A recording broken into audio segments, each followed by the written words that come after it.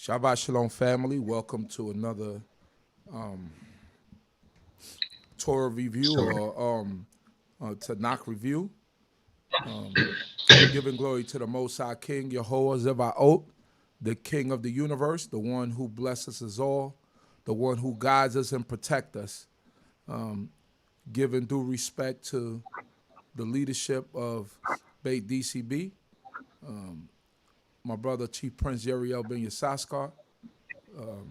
My name is Zurishaddai. I'm one of the teachers of Congregation D.C.B, which is located at 382 Hamilton Avenue, Brooklyn, New York.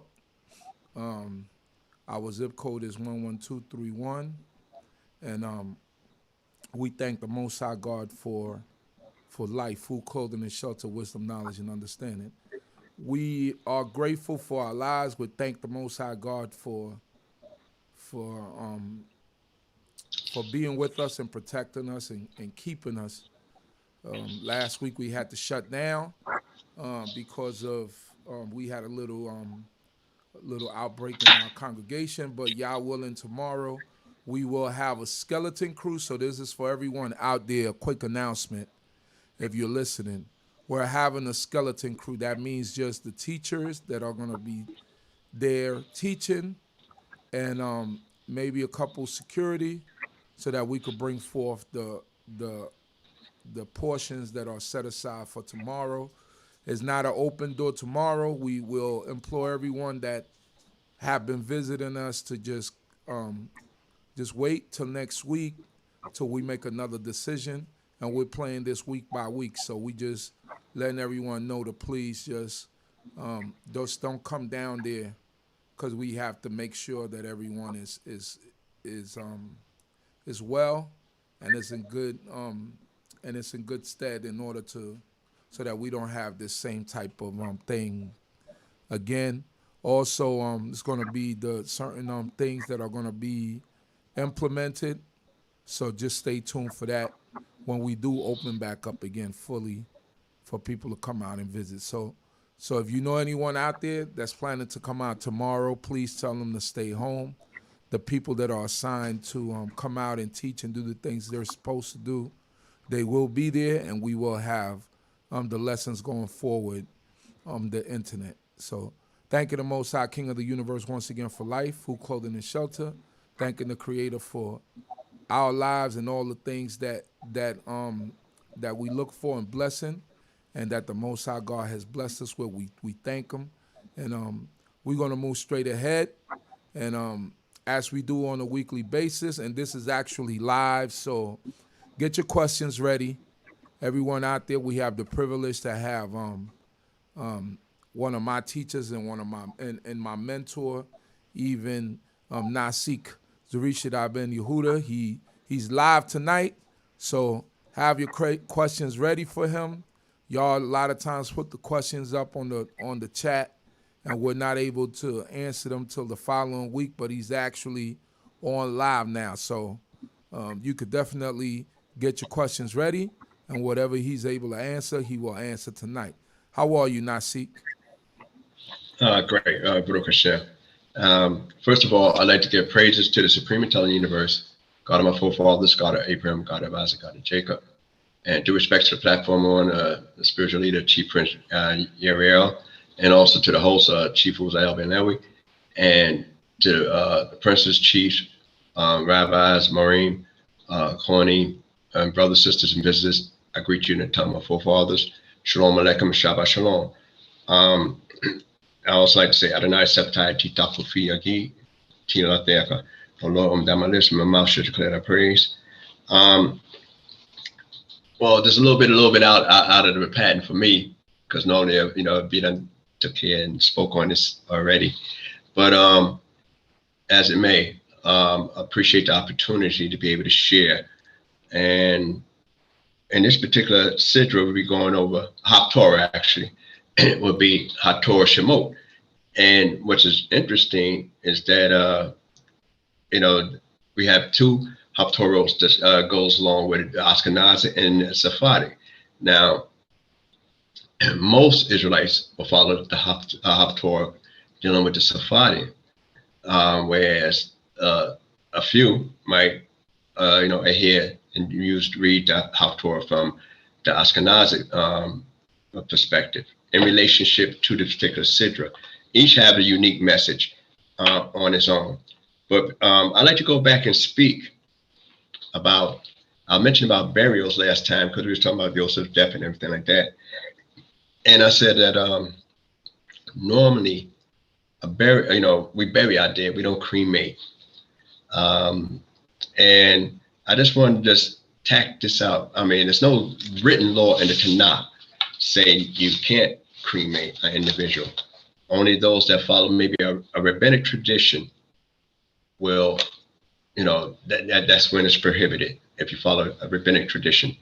But in the actual Tanakh, you don't find where cremation is prohibited. But I just like for just people to consider, because I know a lot of people like to take the cheap way out, but burials is not really as expensive, if we pretty much just go plain.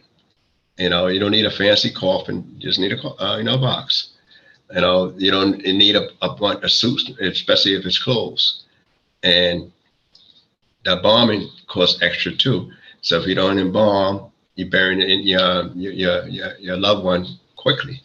But I just want to share this here about the last days in Armageddon. And I just read this here, and then I'm going into the Haftarah and the Sidra. Now, coming from Ezekiel, Ezekiel, the 39th chapter. Everybody know about the last days and the war gets with Gog and Magog, who that may be. But I like to focus in on verse 11 to 15. Just to share this a little bit from 11 to 15. It says, "And it shall come to pass in that day that I will give unto Gog a place fit for burial in Israel, a valley of them that pass through on the east of the sea, and shall stop them that pass through. And there shall they bury Gog and all his multitude, and they shall call it the valley of Hamogad. And 7 months shall the house of Israel," that's us, "be burying them, that they may cleanse the land." All right, so, and it says, "Yea, all the people of the land shall bury them, and it shall be to them a renown. In the day that I shall be glorified, said the Lord God, and they shall set apart men of continual employment that shall pass through the land to bury with them that pass through, those that remain upon the face of the earth, to cleanse it. After the end of 7 months, they shall search, and when they that pass through shall pass through the land, and see a man's bone, just a bone, then shall he set up a sign by it, till the buriers have buried it in the valley of Hamogad." And the last verse I want to read, and say, "Hamona shall also be the name of the city. Thus shall they cleanse the land." Now, whether we follow, those that don't like to, say, okay, we don't follow a rabbinic tradition. In the latter days, the disposal of enemies are being buried. And we're the ones that are actually doing the burying. And we also are ordered to do that according to the prophecy. So that should be enough for most Israelites, mainstream Israelites, to say, okay, cremation would be not anything I would consider for anybody to pass, or not even I would consider for myself. Now, some might say, okay, a person might request that of me. Then if they request it of, I would say this. This is what I would say. I don't know what you would do.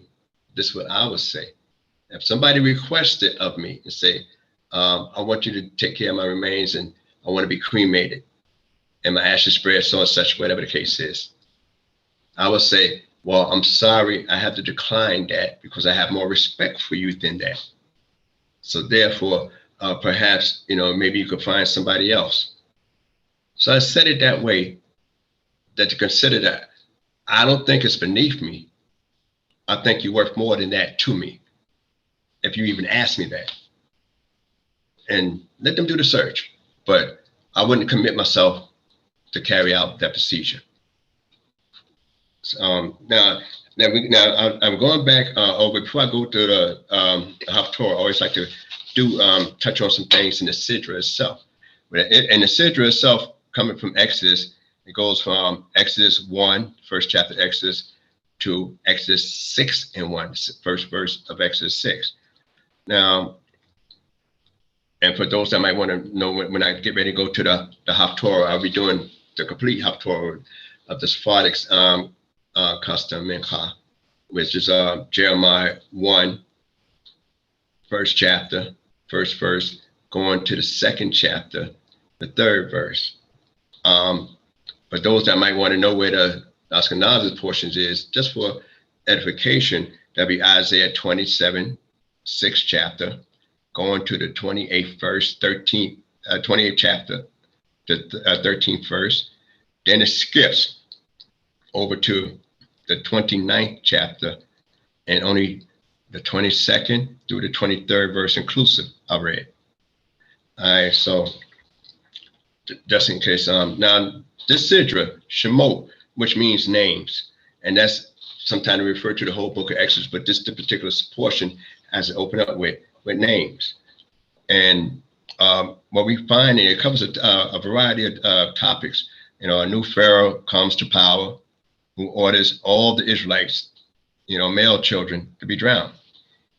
All right. Then you got baby Moses put into an ark. You got Moses saved by Pharaoh's daughter. You got Moses killing an Egyptian to save a brother and flees for his life to Midian. You got God speak to Moses out of the burning bush and tells him that he and Aaron will liberate the Israelites from Egypt, slavery. Then the last thing in that particular thing, Pharaoh imposes hard labor upon the Israelites. So that's what they call the Hasikun, the summary of it. I like to bring out some highlights before I go to the Haftarah itself. So I'll be just touching on the very beginning. As Exodus open up, it's talked about, now these are the names of the sons of Israel who came into Egypt with Jacob. Every man came with his household. Then it gives these names that we already know. But you wonder, why say it again? Why would it be necessary to repeat those names? Well, one viewpoint that's offered is basically to show that they actually are pedigrees of Jacob. It's like over here in America, people say, well, how you know you ain't got no white folks in your blood? How you know the slave master been doing this and that and the other? All right. Well, in this case, when the people are subjected to a society and become to a level of slavery, we know that that a lot of times the women become victims, and they have very little say so about how their bodies are being handled and treated. But this is the proof here that we actually remain a pure group of people in spite of our situation. And what's interesting is that they put the handmaid's children between Benjamin and Joseph. So just to let you know that they are held in equal esteem with the other ones, that's by Leah and Bilhah. All right, what happens is it tells you about Joseph dying in this area, which we already know that Joseph, how he lived to, and we find out that a new king arose over Egypt, who knew not Joseph. Now, know not any leader knows the people he ruling. All right, but in that sense, you have without going into the history of it, which is a unique history, is that some people refuse to acknowledge Joseph, because you don't run anything. Even Alexander learned the culture of everybody he conquered. he learned some of their cultures, and he kind of fell in love with a lot of the Babylonians' culture, even though Hellenism was, mainly for the Greeks. So when we look at this here, we find that there's two debates about that. When a new king arose, they either say the old king died and another king sat on the throne, or you could have the same king, which is the old king, but now he got new policies to deal with. And we know, eventually, that our only crime in Egypt, was multiplication, because he goes on to say, that we're all over the place and everything like that. And the king says, behold, the people of the children of Israel are too many and too mighty for us. Come, let us deal wisely with them, lest they multiply. And it comes to pass that when there befalleth us any war, they shall also join themselves unto our enemies and fight against us and get them up out of the land. All right. So just being multiplication with just people being, and not only that, being successful in what we did. All right. So if you figure it's a other history concerning that particular area, but I'm not going to go into it because I leave it for other teachers to, discuss it. Why they, felt that way more so. But one of the things that I want to focus on, the moral issue. The moral issue is that sometimes people get upset with you just because you look successful. The king of Egypt now look at the Israelites as being too successful, more successful than Egyptians. He already attested. And this is the same kind, this is the first time they actually call the nations of Israel. He recognized them as a nation within his nation. And he said, now we might, we might can handle them, but if we let things go on, they might join with the adversary and we won't be able to win. So it's a big historical story concerning that issue too, as well. All right. So now, what he do? We find out now that it was Pharaoh's idea, and he had people that comes up and Pharaoh started his own campaign against the Israelites. So he spoke to his people, the campaign against the Israelites, and that was in his land.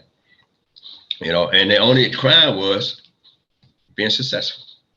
So what you have here is the first in the history of racial profiling, if you want to call it that, racial profiling. And it wasn't just necessarily because of the color of your skin, it's because of who you were and your nationality, and also the jealousy of your success. This is what Pharaoh has seen at this particular time. And then when we look even further, that it said the more they afflicted them, the more they multiply. The more they try to do stuff to them, they were still doing all right. Then he told, and then we know automatically that he had some midwives, Shifra and Puah. There's always discussing rabbinic literature, who he's supposed to be, but I really doubt that situation there. But anyway, these particular women here, the book doesn't show their family or where they're from. All they just say is they're Hebrew midwives. That's all it says here. And that's pretty much what I deal with. Pharaoh tells them that they destroy all the males and keep the females. But here it is that these women feared God and he saved them alive. And that's a capital punishment. A capital punishment. This is the first time you find people, and it happen to be women, that stands against a government because they figure that the government or the king is not the one that rules the world. It's actually a higher power that rules the world. And they recognize that God, that higher power, and stand higher morality, exists. And he supersedes that of even Pharaoh, who would normally have the power of life and death, and supersede the government. So the first time you ever read about men, anybody going, against an established government. Now, I know people might think about Sodom and Gomorrah when they, and the 5 cities that rebel against the 4, the king, in the 13th year, and then they had to fight and paying tribute. They rebel because of the tribute, taxes. That's a difference. These women rebel, and like when I say a rebellion again on a moral issue, which is a big difference. It's not about taxes, it's about a moral issue. And then Pharaoh finally charged everybody else to go through this whole thing. Say, well, maybe the job's too big. God protected them. He didn't slay them. He didn't punish them. God, caused to build them houses, and it's always explained later on. Different commentaries what that meant. I'm not going to do that now, but also when we look out the second chapter, I like to just go in the beginning of the second chapter just a little bit. It said, and there went a man of the house of Levi, and took a wife, a daughter of Levi, and the woman conceived and bore a son. And when she saw him, that he was a goodly child, she hid him 3 months. And when she could no longer hide him, she took for him an ark of bulrushes, and daubed it with slime and with pitch. And she put the child therein, and laid it in the flags by the river banks. And his sister stood afar off to know what would be done to him. And the daughter of Pharaoh came down to bathe in the river, and her maidens walked along by the riverside, and she saw the ark among the flags, and sent her handmaid to fetch it. And she opened it and saw it, even a child, and behold, a boy that wept. And she had compassion on him, and said, this is one of the Hebrews' children. Then said his sister to Pharaoh's daughter, shall I go and call thee a nurse of the Hebrew women, that she may nurse the child for thee? And Pharaoh said to her, go. And the maiden went and called the child's mother.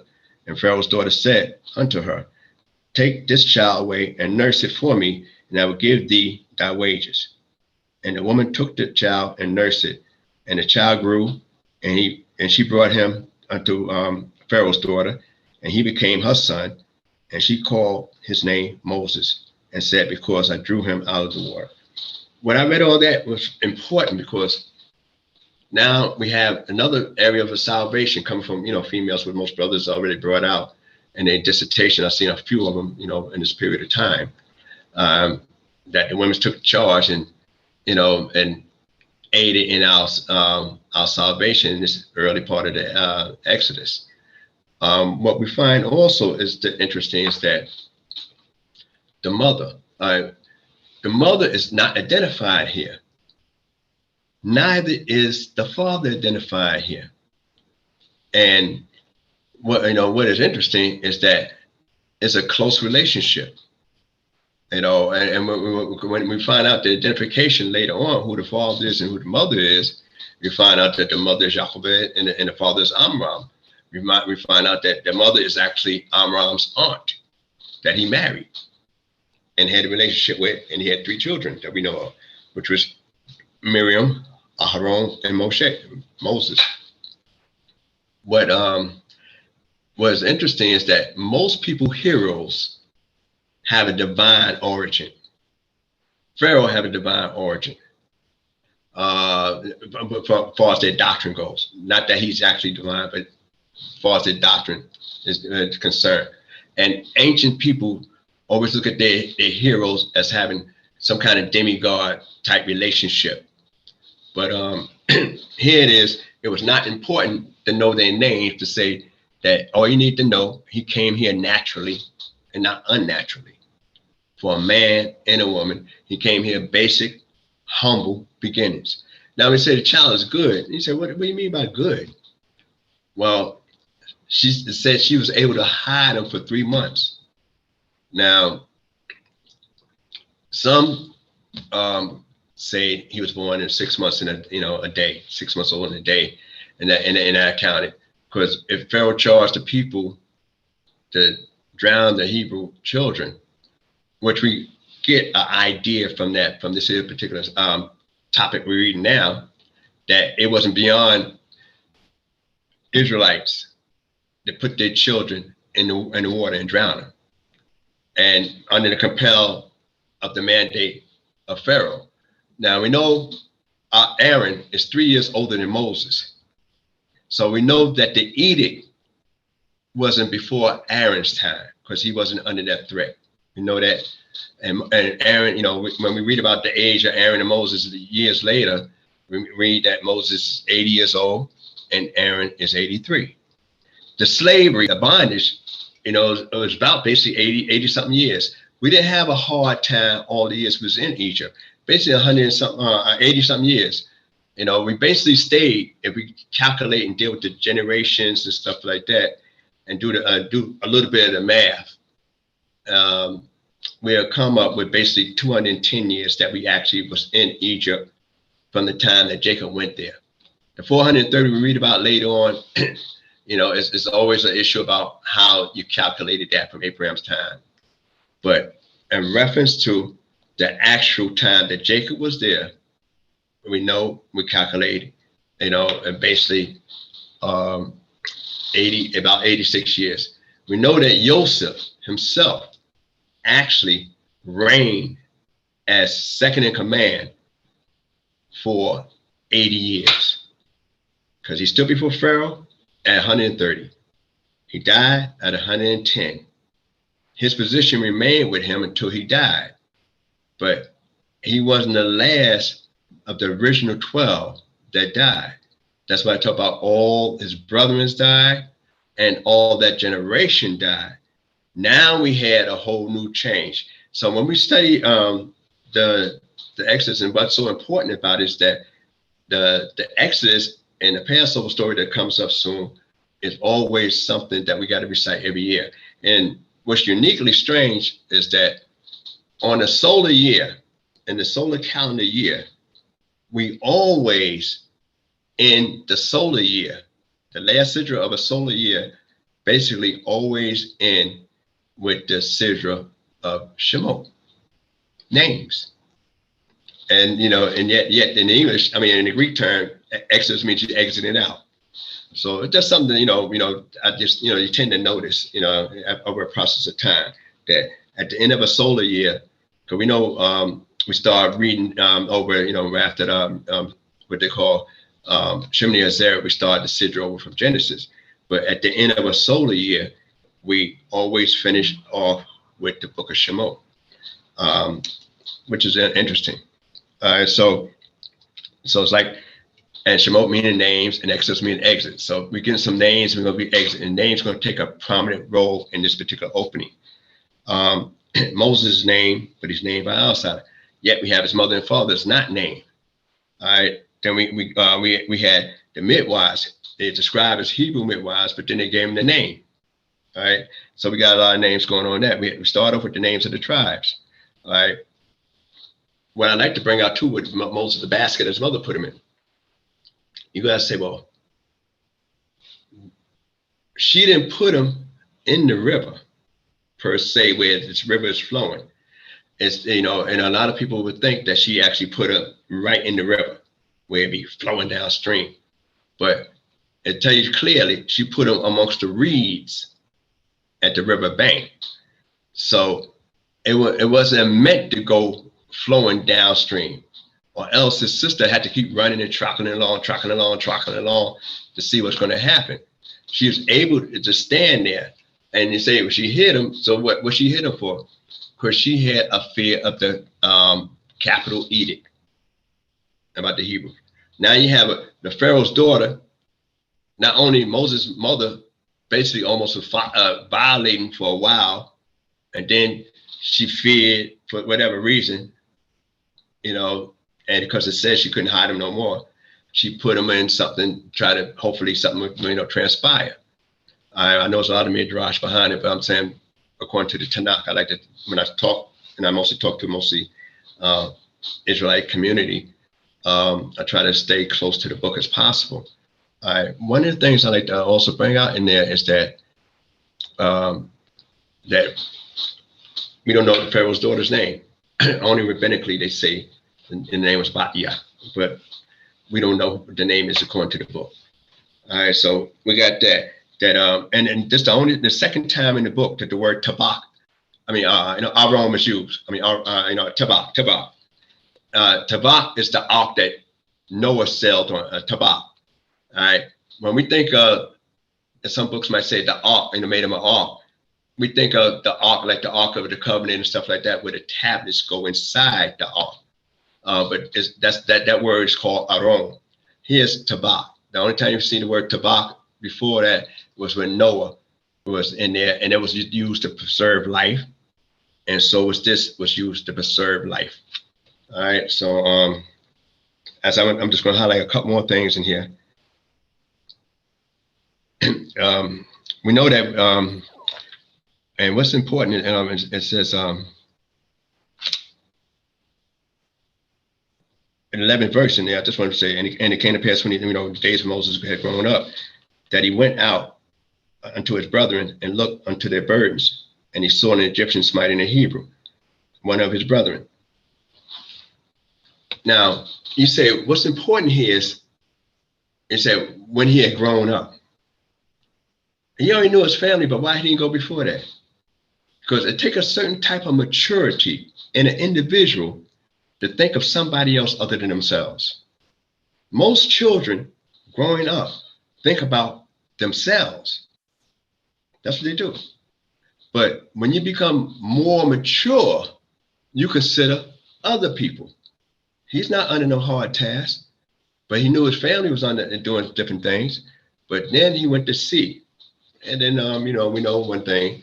He wound up, helping a brother out, killing the Egyptian, moving a little rash, and he knew he was wrong to begin with. And yet the next day, when the brother got ready just to hit, and and he said, "Why you strike your brother?" But when you see that it's always in the future tense, when they use the term strike, it's like if you raise up your hand to try to strike a brother, even if you didn't hit him, it's considered like you hit him already, because that's your intentions. And he spoke to the one that did the wrong, and he said several things. Who made you prince? Seeking you to kill me like you did the Egyptians. So that means that, in other words, you are an authority, you're a judge, and you're going to be the executioner. And that's what Moses said. And this thing is known, and he had to flee for his life, and he called it right. Then he had to go through a maturity of leadership. First, he acted rash. Second, he tried to deliberate. The third time, when he got around, as we know, in Midian, when he got to Midian, that Jethro's daughters had problems, and that he just stood to the side.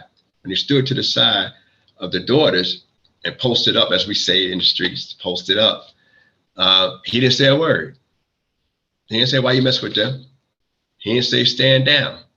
His presence alone stand on the side of the weak. So he always took the side of the afflicted, always took the side of the weak, always took the side and make a judgment. So some people say, "Well, I can't judge."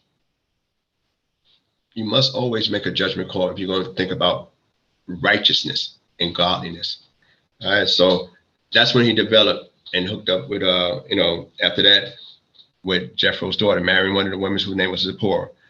But now in the third chapter, I'd like to just talk about this a little bit, is that, when he became a shepherd. So from crown prince inside the palace to now a shepherd.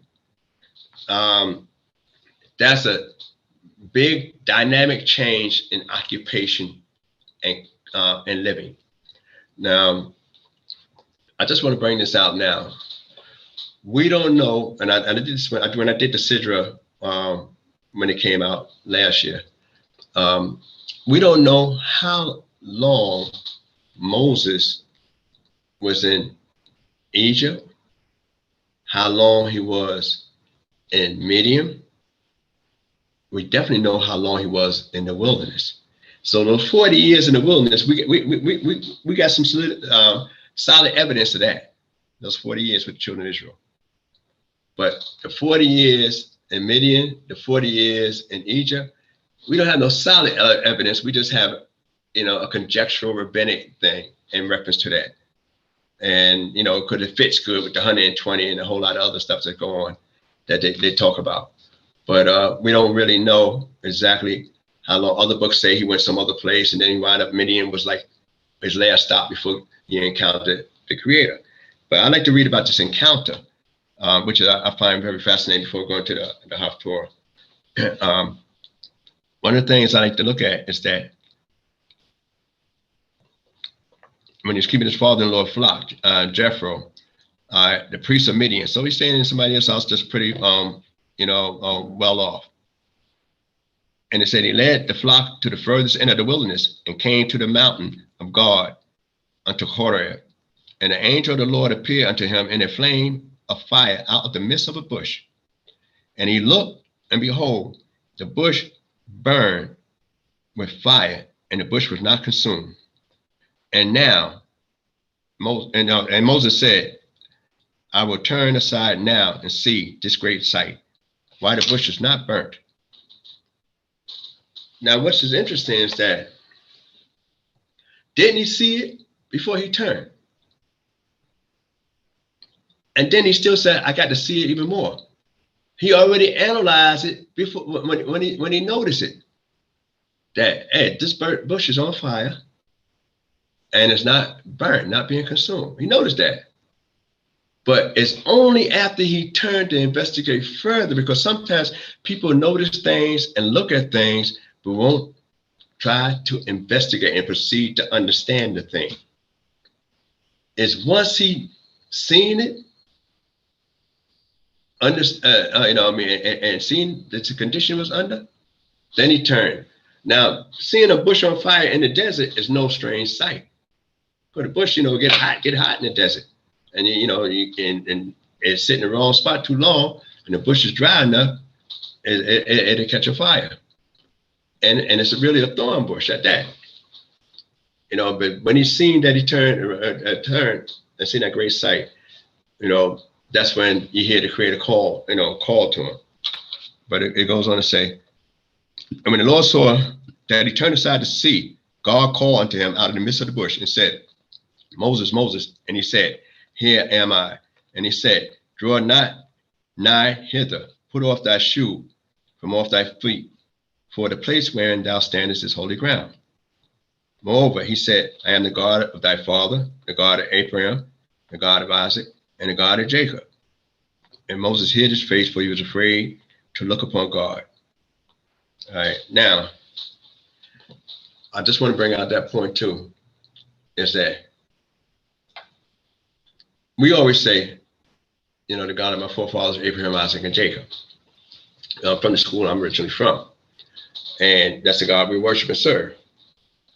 And here it is that God said, I'm the God of your father.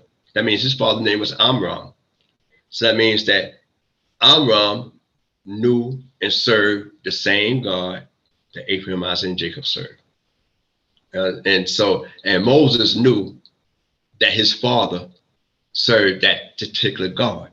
So though he grew up in the palace, and though he was staying with Jethro, his father-in-law, priest in Midian, he still knew his roots and his history, which is important, because a lot of us didn't know our roots in history. All right. And then they take off your shoes. Now, what's the purpose of taking off your shoes? Because it's holy ground? I'm already standing there. So if I'm standing there, why take it off? If I'm already in my shoes, and I say, take off your shoes, because the place you stand in is holy ground. You say, wow, and I'm already here. What's the sense? out of respect, out of humbleness. And the priest, though he's decked out, and all those that read in what the outfits of the priest is, you don't have shoes at all. You don't have any shoes. And in ancient times, people, when they worship, didn't have shoes. And also, shoes desensitize the feeling in the bottom of your feet. So we are people that's coming from the ground. So to take it off, you become more sensitized. And I'm not a doctor or anything, but just what I've been told, I never really try to investigate any further. But just about all your nerves, or the majority of your nerves, are in your feet. So, and the reception is, and I know from martial arts, we always draw energy from the ground up, not just from the top down. We draw it from the ground up and try to blend it with the top down. So I just want to bring those little points out there. Hopefully I'm not being too loquacious at this particular time. And the Creator recognizes, you see their afflictions.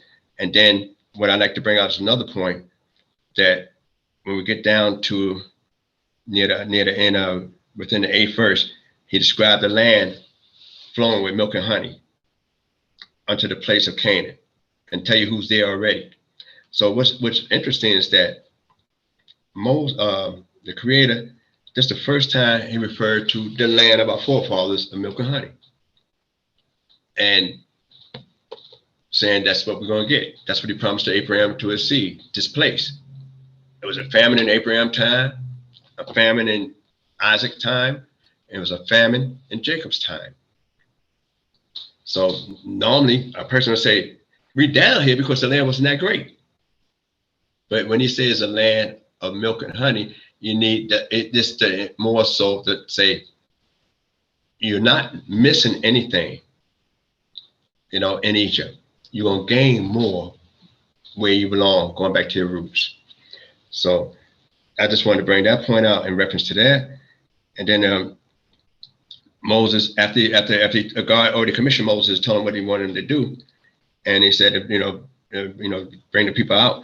In 11th verse, it says, and Moses said unto God, who am I, that I should go unto Pharaoh, and that I should bring forth the children of Israel out of Egypt? And he said, certainly I will be with thee, and this shall be the token, the token unto thee, that I have sent thee. When thou hast brought forth the people out of Egypt, you shall serve God upon this mountain. All right. Now, and we know how Moses started to come back when it says, and Moses said unto God, behold, when I come unto the children of Israel, and shall say unto them, the God of your fathers has sent me unto you, and they shall say to me, what is his name? And what shall I say unto them? And God said unto Moses, in the English, in most books, they say, I am that I am, but yea, asher, yea, yea, asher, yea, which is all verbs, and say unto them, and say unto them, the children of Israel, a yea, a yea has sent me unto you. And God said moreover to Moses, thus shalt thou say unto the children of Israel, the Lord, the God of your fathers, the God of Abraham, the God of Isaac, and the God of Jacob has sent me to you. This is my name forever, and this is my memorial unto all generations. I just want to focus on that last verse, and then I'll just have to skip over a lot of stuff already without the signs and stuff like that. But one point I like to bring on, and I wanted to come to this point for a reason, is because, one, when we look at a God, and we want to know, everybody say, well, what's God's name? You know the true name of God? You know how to pronounce the true name of God? Names, a noun is a name of a person, place, or thing. That we teach you in English. A person, place, or thing. All right. Now, also, a name contains and defines that person, place, or thing. If you could contain and confine, and define that person, place, or thing, It's not the God we serve. So for us, and later on, when you go further, when you get to Tetragrammaton, the Yod Wah later on, which I won't get into today, is that when you define that, you automatically is not serving the same God that Israelites worship, Moses worship, I worship. You're not defining, you're not describing the same God, because our God is not known by a name. Our God is recognized by what he do. That's why it's all verbs. Yea, asher, yea is a verb. Yod Wah, all is a verbal, a verbal thing. We say verbal noun, is such thing. All right. But it's all verbs, it's an action. And so for us, God is not a name. God is what he do in our life. That's what God is to us. And this is what the Creator is explaining to Moses. And when the people going to ask, he said, well, why would the people ask the question in the first place? And why would Moses suppose the people ask? Because Moses is not calling on the Creator. The people are calling. Why the Creator answer you, Moses, and don't answer the people that's calling on you? And if it's the same God, it's the contract that he made with our father, Abraham, Isaac, and Jacob, the same God that you say your father knew about, the Creator let you know that your father worshiped. Is that contract is still in effect after all these years? So, it brings out a lot of questions in there to discuss. I'm just going to be brief, just a little bit more, and yeah, then I'm going to the, it's hard for me to pass up some of the sidros, because it gets more about what we live and how you probably pattern your life after, more so than the Haftarah. All right. We know that Moses was given, it told him about, when he wanted to go 3 days journey in the wilderness. We know about that, to worship the Creator and everything like that. And told the women to borrow jewels and stuff like that, gold, raiment, and put them on, put them on your children. So when people talk about, I hear brothers sometimes say foreign apparel, and I don't expect a lot of brothers to dress like me. And I don't even condemn them if they don't dress like me. All right, the guy want to wear, a 3-piece suit, or, tux and tails, or, something that's, make them look, presentable. That's the way you want to dress. All right. So it's that, let me know that the first garments that God wanted us to wear, it was the Egyptian garments, and said, put them on your kids. And when you dress your children up, don't you try to make them look nice? Some children got these suspicious looking sneakers on. They ain't cost that much for a little child.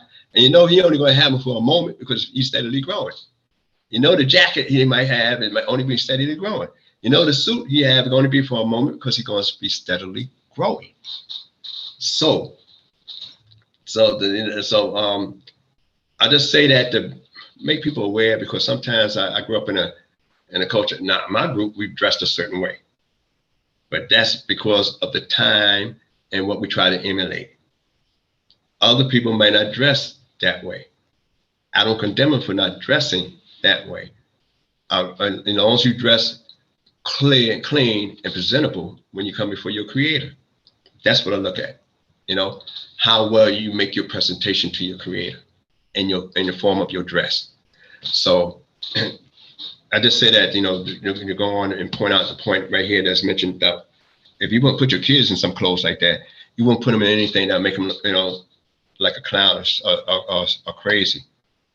Then, we know that Moses was given 3 signs, the 3 signs he had. And he said, well, if God said I'm going to be with you, said that people are going to believe you, why get 3 signs? Sometimes people speak their own future into existence. So God gave him 3 signs. There's always a question why he gave him the 3 signs when he said that people won't believe you. Moses said that people won't believe you. All right.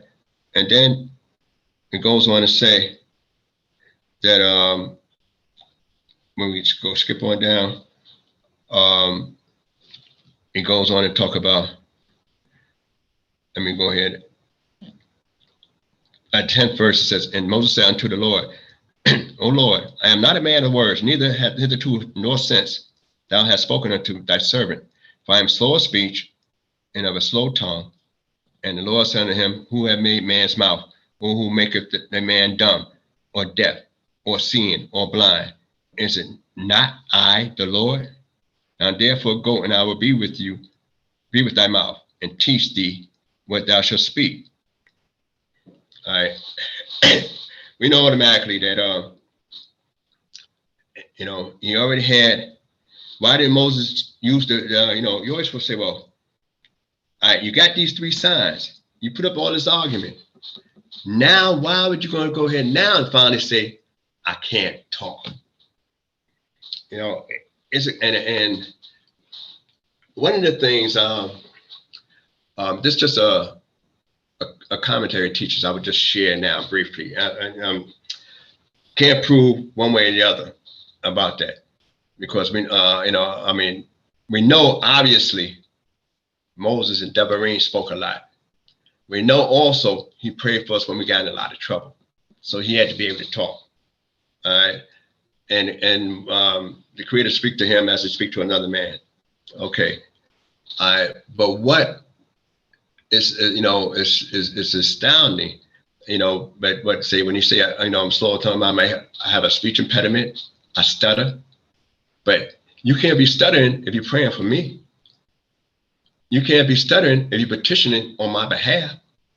You can't be stuttering when I need help and I say, look here, you got to have a clear, clear voice and utter your words clearly. Not like I talk sometimes when I try to slow myself down. So they say commentaries. Now, like I said, when I say commentaries, because I just, I study a lot of stuff, read a lot of stuff, but I always like to share different viewpoints to give you more areas to think and envision the book, because we don't want the book to become antiquated, outdated with you psychologically. Is that he only had problems speaking the Egyptian tongue. That's when I know about the different midwives and stuff they talk about, but it's only when it came to speaking the Egyptian idol worshippers' tongue that he had a problem articulating himself. When it came to speaking Lashon Kodosh, the holy tongue, Lashon HaKadosh, the holy tongue, he had no problem talking. And we see that from the book. But when he had to speak to Pharaoh, he ain't speaking to Pharaoh in Hebrew. Just like Joseph was addressed in the Egyptian tongue through the interpreter from the patriarchs. So therefore, just like in Joseph's time, he had an interpreter, but he knew Hebrew, he could speak Hebrew. They go between him and the Israelites, and the Israelites didn't speak the Egyptian. Then we didn't read where they spoke Egyptian at that time. They spoke through the interpreter. So hence, just to consider, not saying it's actually 100% fact, I can't prove it, but we know one thing for sure: he ain't lying about he had a problem with speech. What the issue is, which speech and what language did he have the problem with? And so that's one of the things they say when it comes down, you're going to speak to the king of Egypt, so you're going to speak in the Egyptian tongue. So I'll just share that with you just to give you another viewpoint of some issues there. We know that he got permission from his brother coming with Aaron, going to meet him. And it's another thing that how did Aaron be able to walk around the Levites? They always say the Levites didn't go with that labor for the state, government employment, making bricks and building cities. They didn't do that. They say traditionally that that's the only tribe that didn't do that. That's just some viewpoints. But we know that Moses got permission from his father-in-law, and he's on the way down, to Egypt. And automatically that God sought to kill him. And there's a lot of when he sought to kill him on the way, and and when he sought to kill him on the way, in Egypt. He stayed at a hotel. Ain't that something? The Creator sent you on a mission. You didn't stay and stop off at a hotel running from Egypt. And yet you went to get permission from your father-in-law. He said, okay, go ahead. And you're going to pack up your wife and your children on a major mission and then go on down and then say, okay, we're going to stop off at the hotel. And then the Creator sought to slay him, not sending an angel. The Creator sought to slay him. Then look for a way. All right. And that's one of the things I always wondered. And there's only one commentary on it that, I ran across. But, I just leave that alone for a minute and let y'all figure it out. But how did Zipporah knew that the circumcision would save Moshe's life? And they only had to circumcise one child. So he had both his sons with him. One was circumcised, one wasn't. And how did his wife know that God's getting ready to kill Moses? He's sick and about ready to die. And she knew that God was trying to kill him. That's another thing. And she figured out what she's going to kill him over. Just leave it something to discuss amongst the teachers. And, in future, I could share the one view later on if necessary. But I just, bring that point out there. All right. Then, he goes on to meet Aaron. Aaron's, meet him. The mission was doomed to fail the first time because the Creator told him it was going to fail the first time. But what I'm going to stop. We know that when he went there, you only find Moses and Aaron standing before Pharaoh, pleading for the people when you're supposed to meet the elders of Israel, all right, the leadership. And they supposed to walk with them to Pharaoh. But you only read where Moses and Aaron standing before Pharaoh. But what's important, though, I'd like to bring out right quick, is that when Moses and Aaron was going to Pharaoh, the Creator already told Moses, and that Moses had to tell Aaron, but the Creator told him that Pharaoh ain't gonna let you go. It ain't gonna work right away. I gotta do some stuff to him. So how do you cross that out your mind that this gonna happen like that? When he told you already, it ain't gonna happen like that. I gotta do a few things. I gotta make my presence known. And what's interesting is that Moses' first encounter, which instead of using the word for seeing, which is, the root word torah, which has almost the same homonym as torah for happens. Well, one is spelled with a kuf, resh, aleph. That's the one. Well, as a matter of fact, instead of use the word, ra'eh for seeing, for seeing, instead of seeing, I use the word kara, which is happening. That's ro'eh or ra'ah in the past third person singular is ra'ah, resh, aleph, hey, but it uses kuf, aleph, hey, for and the root from that with kara, which means happen, happen, and so when Moses encounter, it said God happened upon him. It ain't like, the Creator appeared before him and said it happened, he encountered. So when something happened, it's like you ain't looking for God and God just bumps into you, which is an interesting thing there. And the last thing I want to bring up before I move on to I said I was going to speak on, and is that when they talk about they use two interesting words. I wrote it down so I don't forget it. Use the word Shemi, which is my name, which we go into later, and then use Zikri, my memorial, for all generation. Now, and this is something that, to share. Now, Shemi itself, the word Shemi, my name, it got the numeric value of 350. That's the numeric value for the word Shemi, my name. And when you look at the word Zikri itself, it has the numeric value of 237. So now, You got 237 for Zikri, the value, and you got 350 for Shimi. Now the tetragrammaton, which the creator drops them on as we finish the Sidra, the Yod, Hey, Wah, Hey. All right, the Yod and the Hey is 15, and the Wah, Hey itself, when we look at that, it's 11. So you figure the Wah, Hey is 11, the Yod, Hey is 15.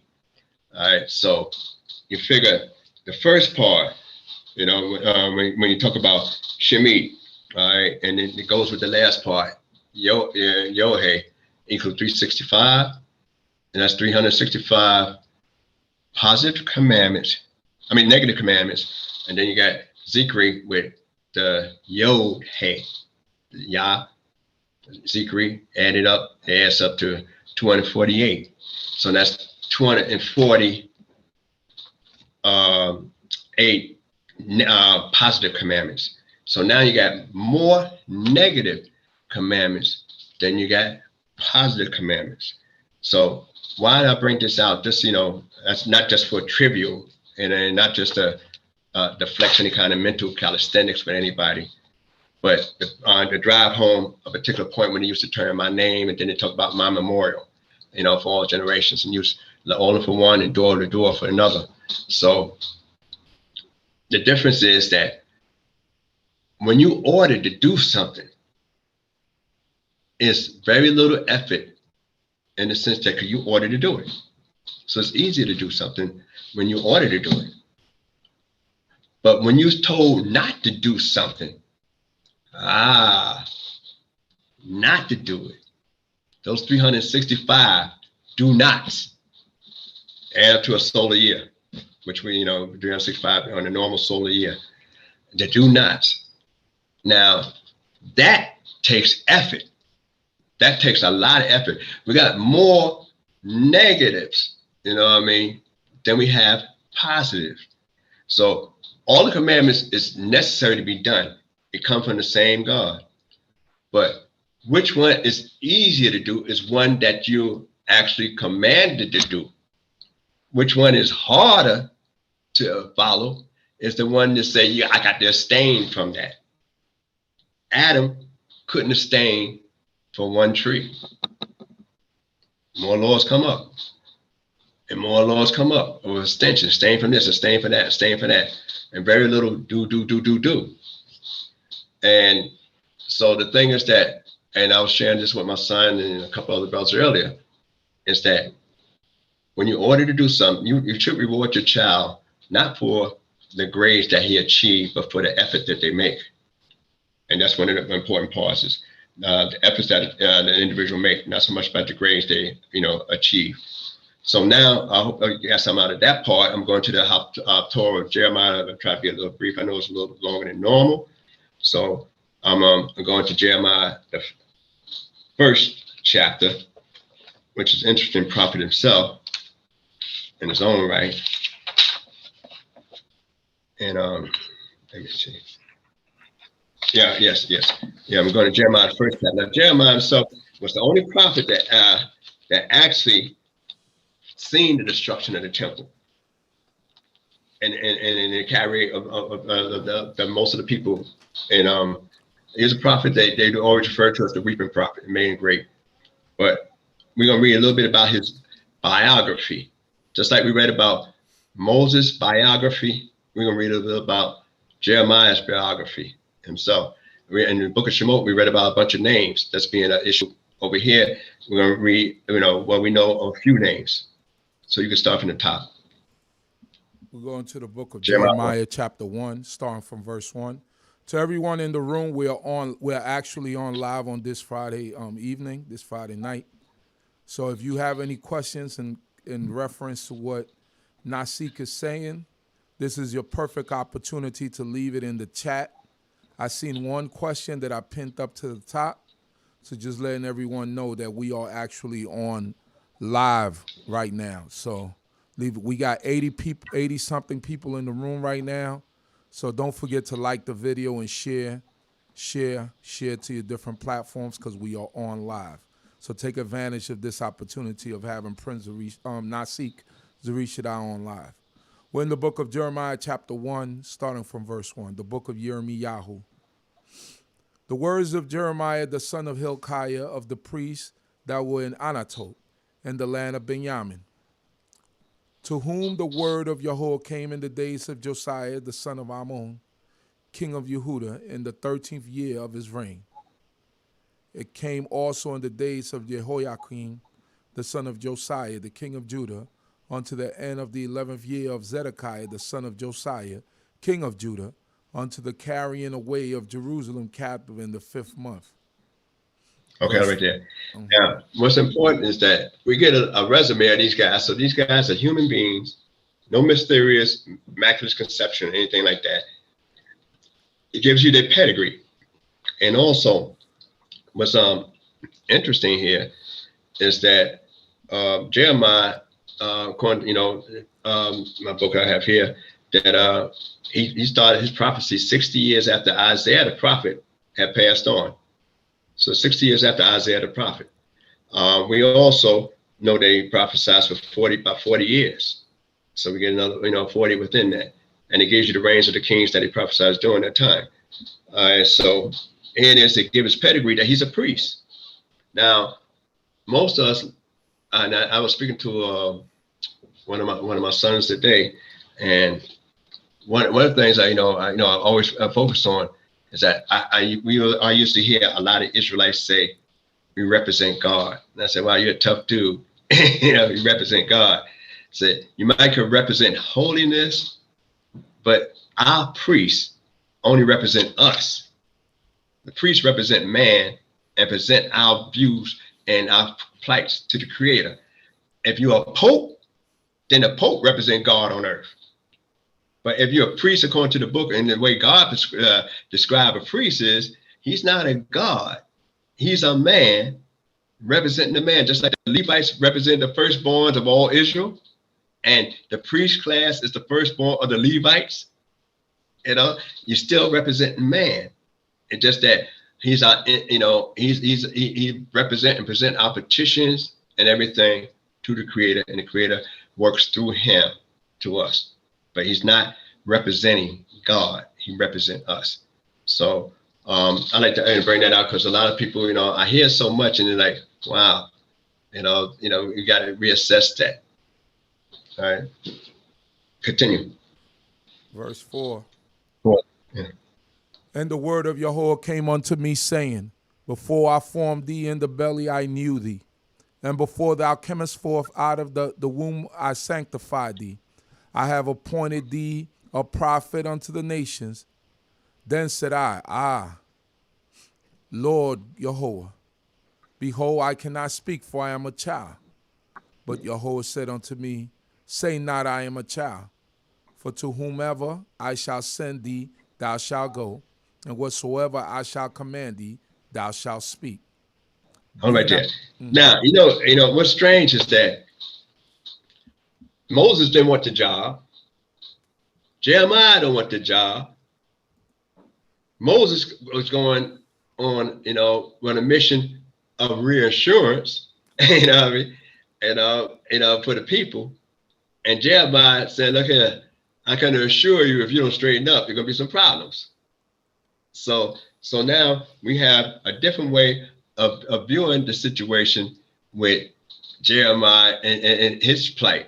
And then though Moses is talking to a king of a foreign nation, Jeremiah is a prophet to other nations.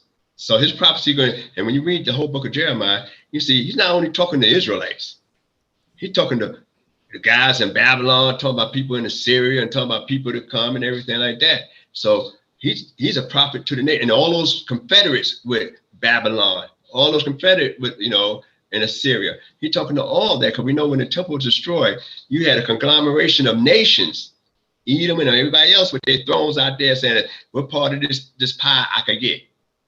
So he's a prophesizing to the nation. He's the first international prophet that we read about in the book, that his prophecy is not limited to Israelites.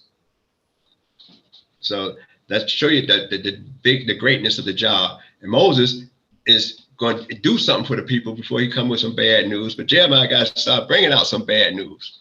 Continue, 8th verse. Verse 8, be not afraid of them, for I am with thee to deliver thee, saith Yahuwah. Then Yahuwah put forth his hand and touched my mouth. And Yahuwah said unto me, behold, I have put my words in thy mouth. See, I have this day set thee over the nations and over the kingdoms, to root out and to pull down, and to destroy and to overthrow, to build and to plant. All right there. Demolition work don't never look good. I don't care if you demolition in your own house. Say I got to tear down this wall here because I don't like the way it's shaped. I'm going to tear down this cabinet and put up some new cabinet. I'm going to rearrange my bathroom. I'm going to modernize my bathroom. Demolition work always look horrible. But you do it because it's become a need to do it. Jeremiah, first things the creator Tom said, look, you got to destroy some people.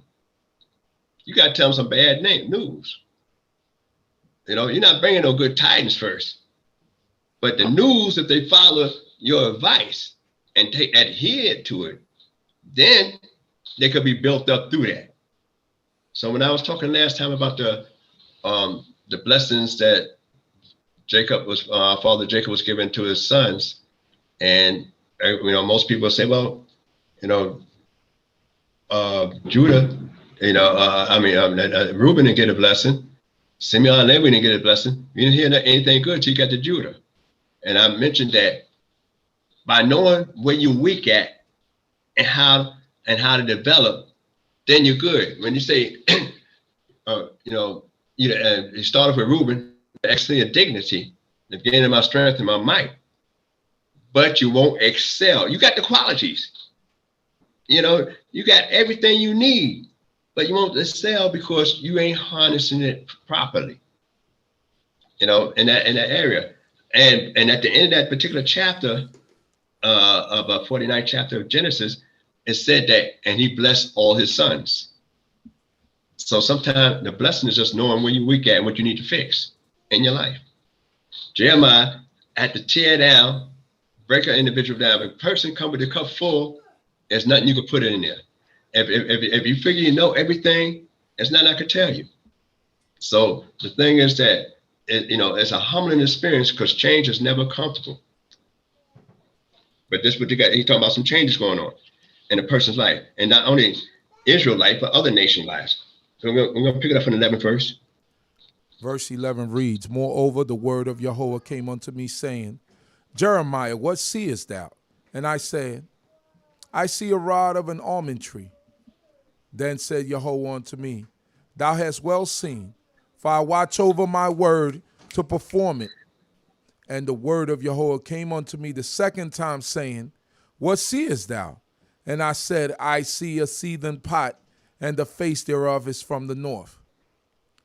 Then Yahuwah said unto me, out of the north the evil shall break forth upon all the inhabitants of the land. For lo, I will call... Stop for a minute before we get to the 15. All right.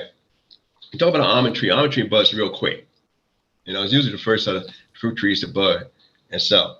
And then you talk about the seething pot there, something that's boiling over. Now, it's not clear whether it's pouring towards the north or pouring towards the south. We know the pot is at the north. You know, you've seen it towards the north.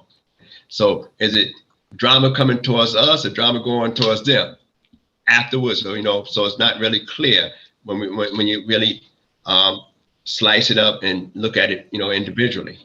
But for most people, we'll say, that we're the ones going to have getting a lot of beat down first before the nation's going to get beat down. All right, so now the 15th verse, that's where we at. Verse 15, it reads, for lo, I will call all the families of the kingdoms of the north, saith Yahuwah, and they shall come and they shall set everyone his throne at the entrance of the gates of Jerusalem, and against all the walls thereof round about, and against all the cities of Judah. And I will utter my judgments against them, touching all their wickedness, and that they have forsaken me, and I have offered unto other gods, and worship the work of their own hands. Thou therefore gird up thy loins and arise, and speak unto them all that I command thee. Be not dismayed at them, lest I dismay thee before them. Hold on right there before we get to the 18th verse. Now, the commander said, look, if you get scared, I'm gonna hurt you out there. I'm gonna embarrass you out there. You know, some people say, well, I want to say the truth, tell the truth, but I got scared there. What's going to happen?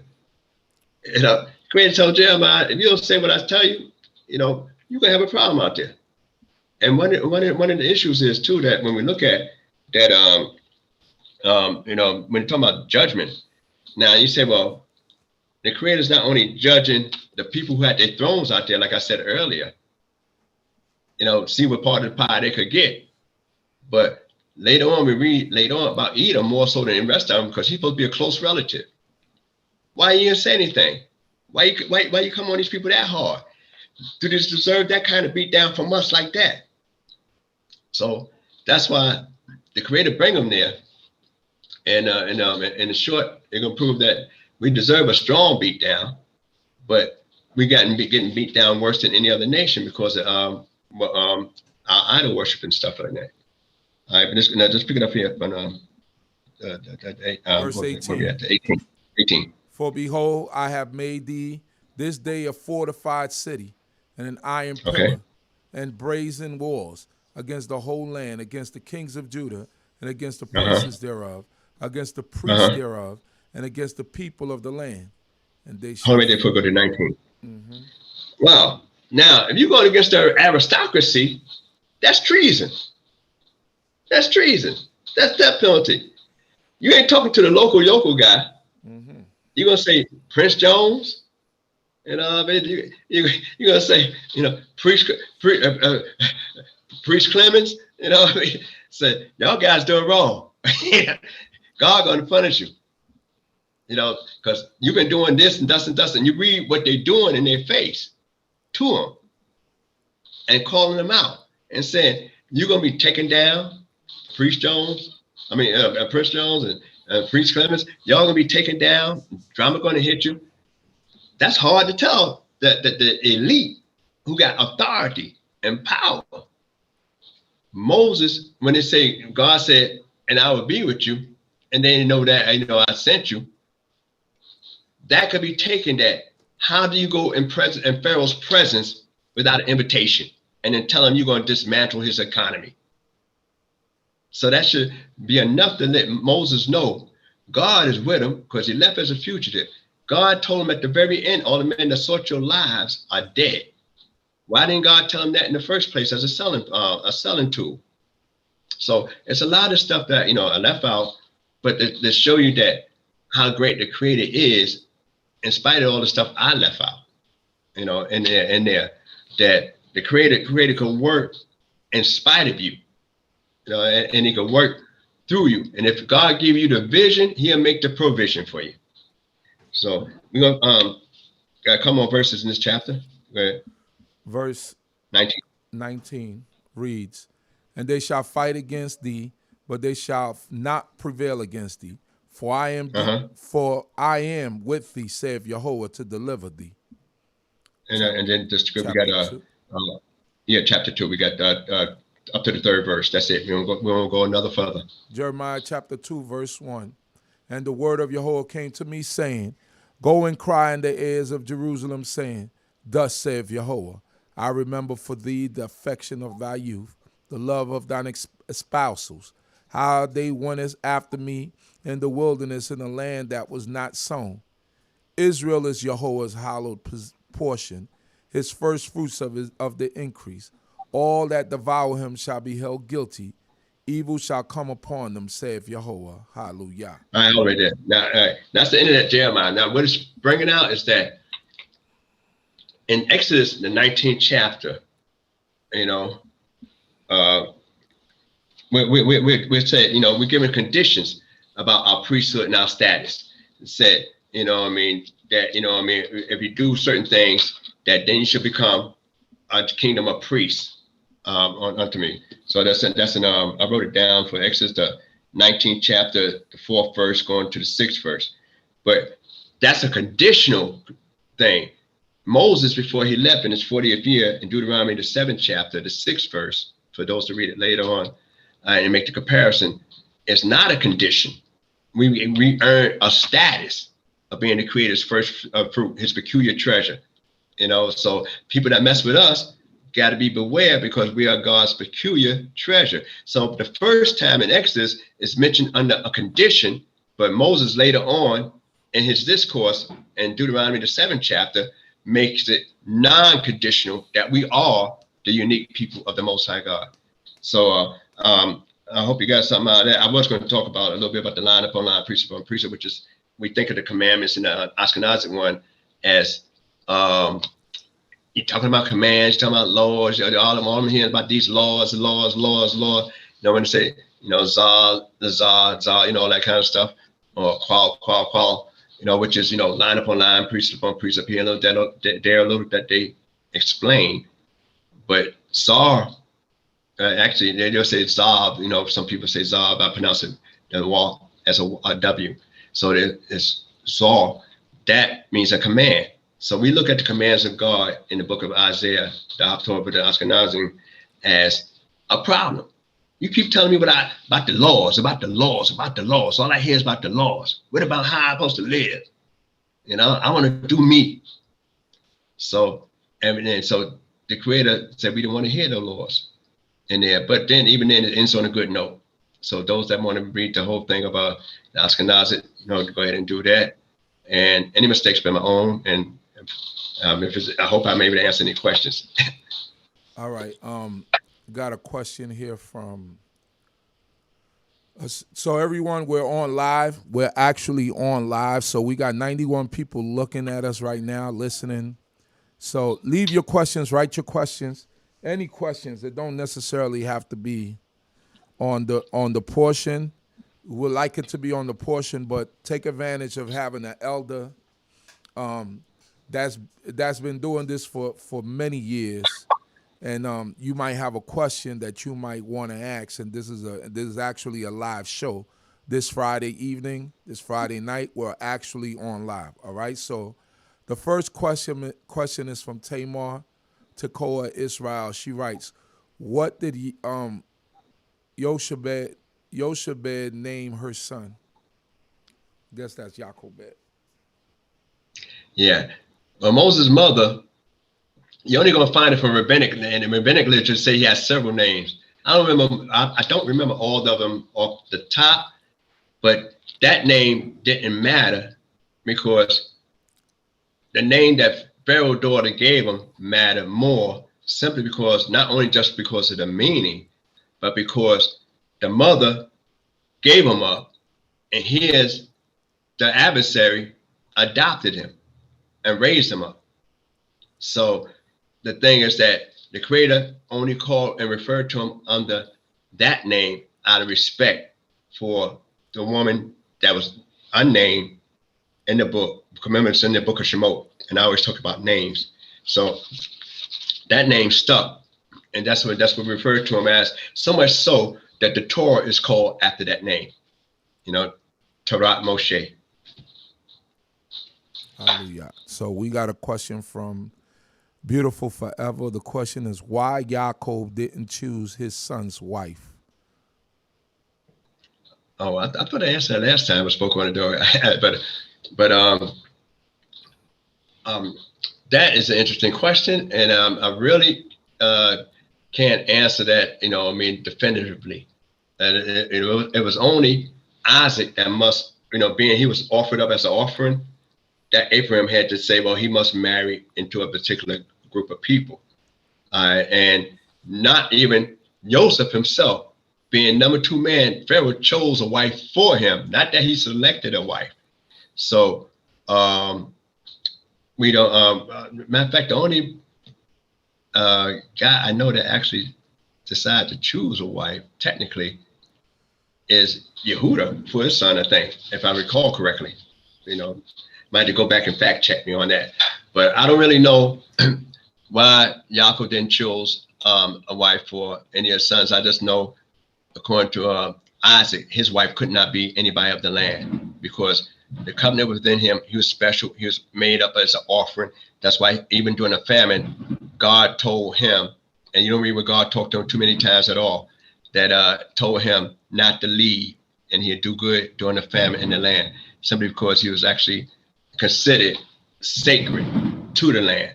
And that's why we don't read much about his life, except that he stayed there and transmit tradition from father to grandson, and that matter. So that's all we know about that. But sorry, I can't help you any further than that. Now, I know there's a lot of commentaries out there, and I don't like to go into where he did select certain wives for certain brothers, but I that's neither here nor there. All right. Also, everybody in the chat, don't forget to like the video, subscribe to the channel if you're new, share to your different platforms. I have a question. I live in Brooklyn, New York. You lived in Brooklyn for many years before you went south.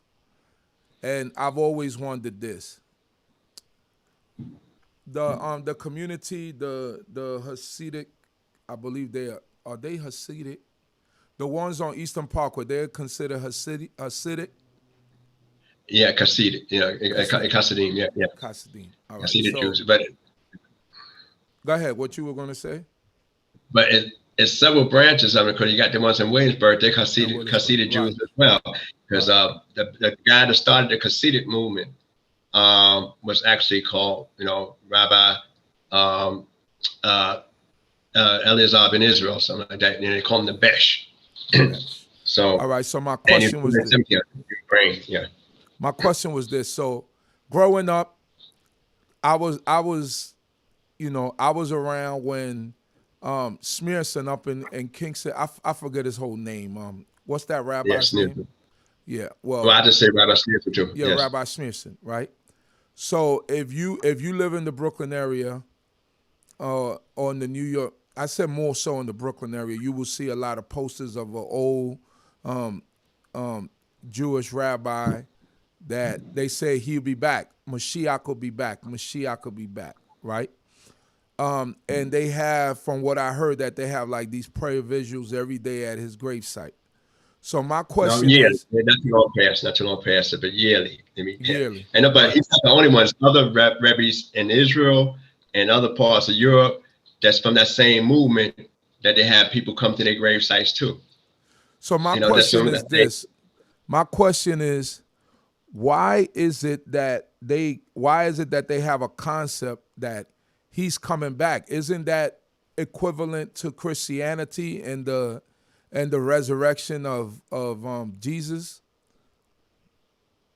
Well, actually, the way they recognize Christianity now, in the mainstream that we encounter, around our communities, and the way ancient Christians recognized it back in the days, and Kabbalistic views, you had a whole lot of different schools of thoughts about their leaders.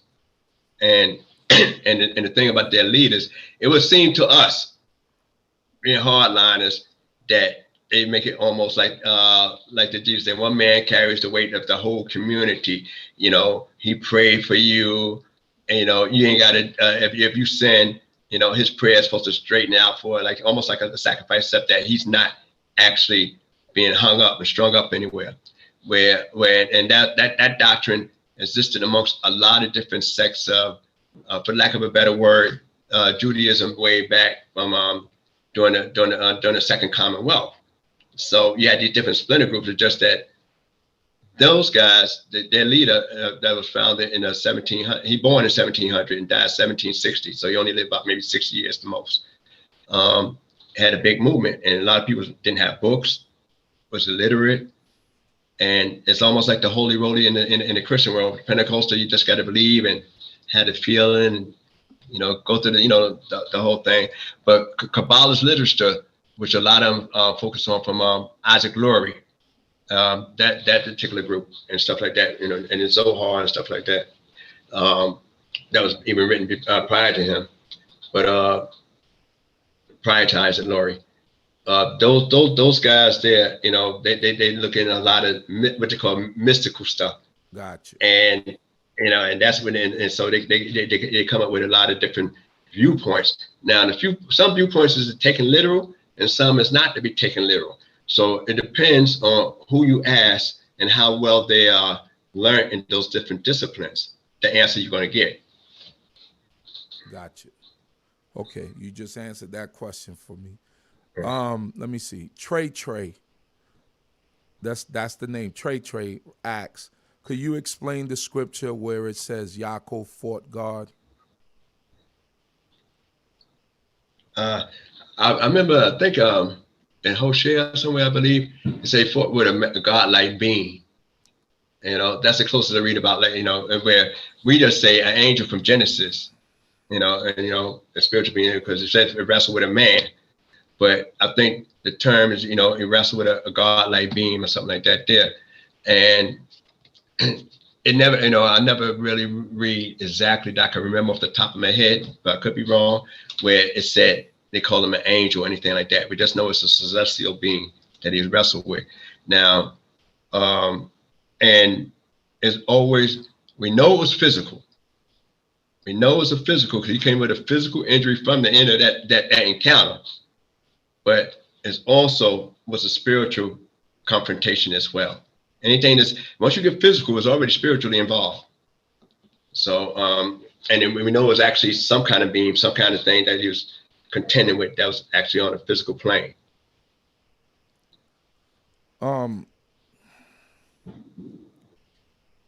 I had a question from, I'm not sure if I asked this one yet last week, but when Yaakov was blessing Joseph's sons, right? Had he ever met Joseph's sons prior to that, do you think? Or was that the first encounter? I'm quite sure. I'm quite sure. When he asked who are these, he's been in the land 17 years now. Right. Eyes of them. Boys grow up real quick, especially if you're royalty, you're eating good, you're eating the best of the best. You know, you training the best of the best. You know, you're not hanging out there with the shepherds. You know, you with the elite of the rest of the Israelites. You know, of the nobilities out there. So, in a short time, in 17 years, look how tall Moses is, your son. How he shot up, you know. They shot up, you know what I mean? Right. And so and it'd be hard every time I look at him. I gotta look at him. It's like, is this the same guy? You know, facial features got a little harder, you know what I mean? Muscles got a little more tight and everything. So I'm saying, so imagine a guy who don't see them on a regular, and, you know, because he's staying off into Goshen. He ain't hanging around the palace, you know, and he dealing with, you know, what he do, you know, in Goshen. And so, and you notice that Joseph had to go meet him and not him meet Joseph. So, and Yehudah went away. So he definitely had to see him before, and especially they would be able to adopt him. But the thing is that, and they was born 2 years before the famine. You know, so you had so you figure 17 years down there, the famine. I mean, the good years are plenty. You know, I mean, it was there 2 years before that, and then, you know, they was there for a moment. So you're talking guys like 19 and 20s and stuff like that. So they're gonna look a little different. Gotcha. So in terms of this Gregorian calendar and the celebration, you know, that most people, what's your whole take on the whole this whole change of, I mean, obviously we live by, in some parts, by the Gregorian calendar because we're living in this society, so we do follow it in some ways. But what is your take on this idea of some Israelites celebrating this new year? What is your take on that? Well, I mean, let me just go back tonight they can't do it because it's the Shabbat. But what is your take? You never know. We talk about our people. You talk about our people. And you talk about our people. But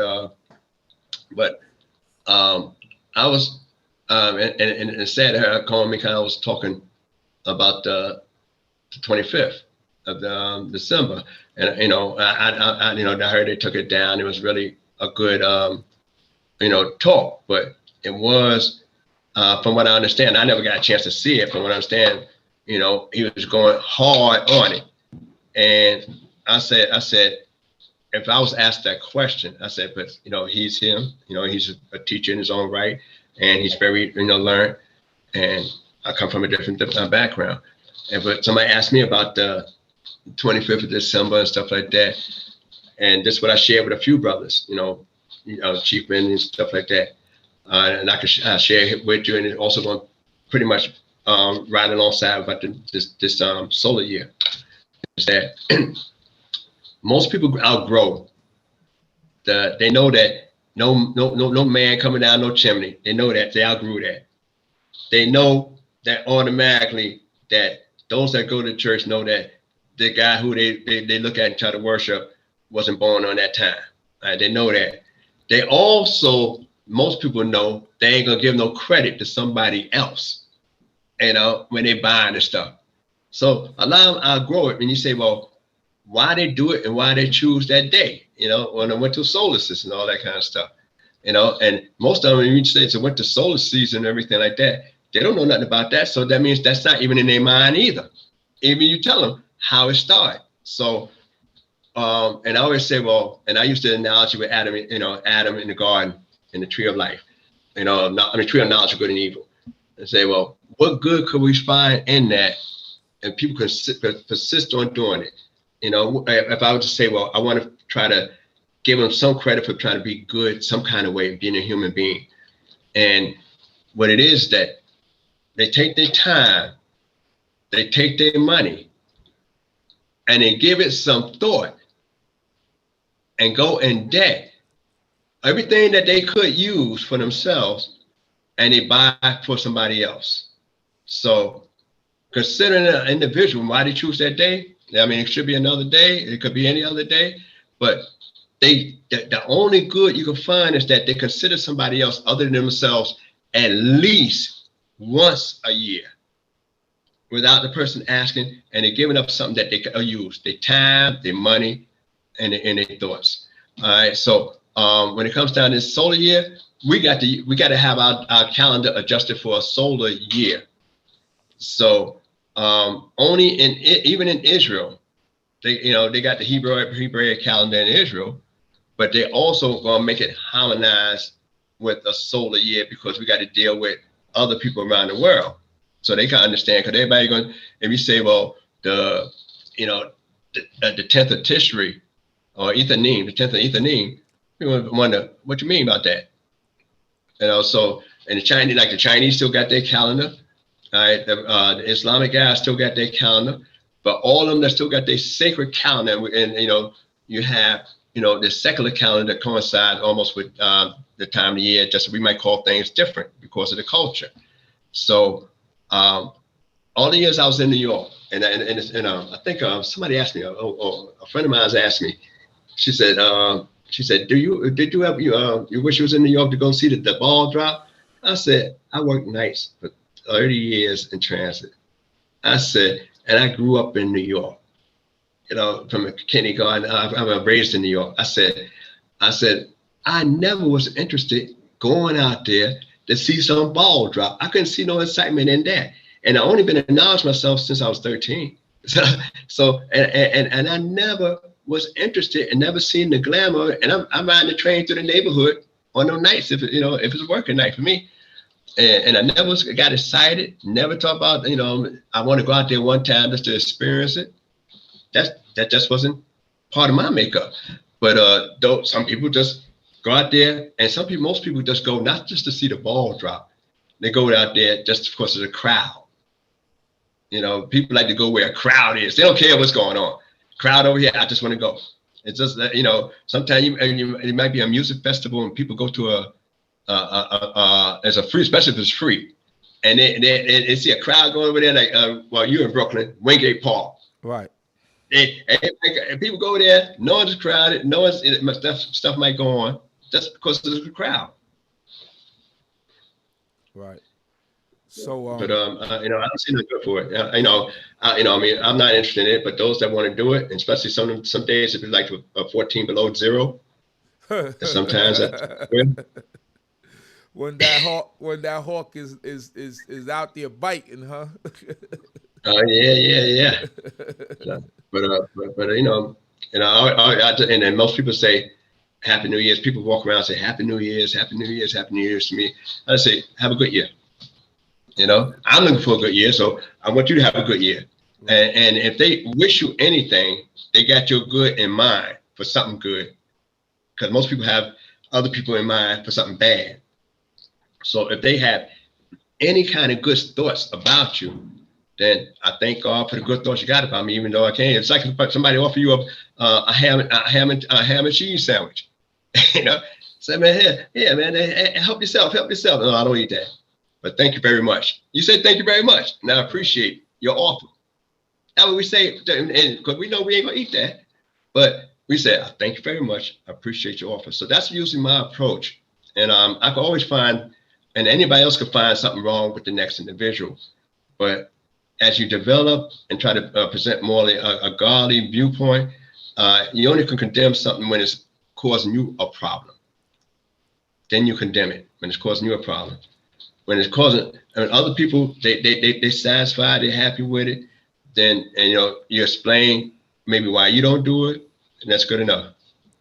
And I'm glad that you explain that part, because especially during these times, we get so much of the we got so much of the Merry Xmas.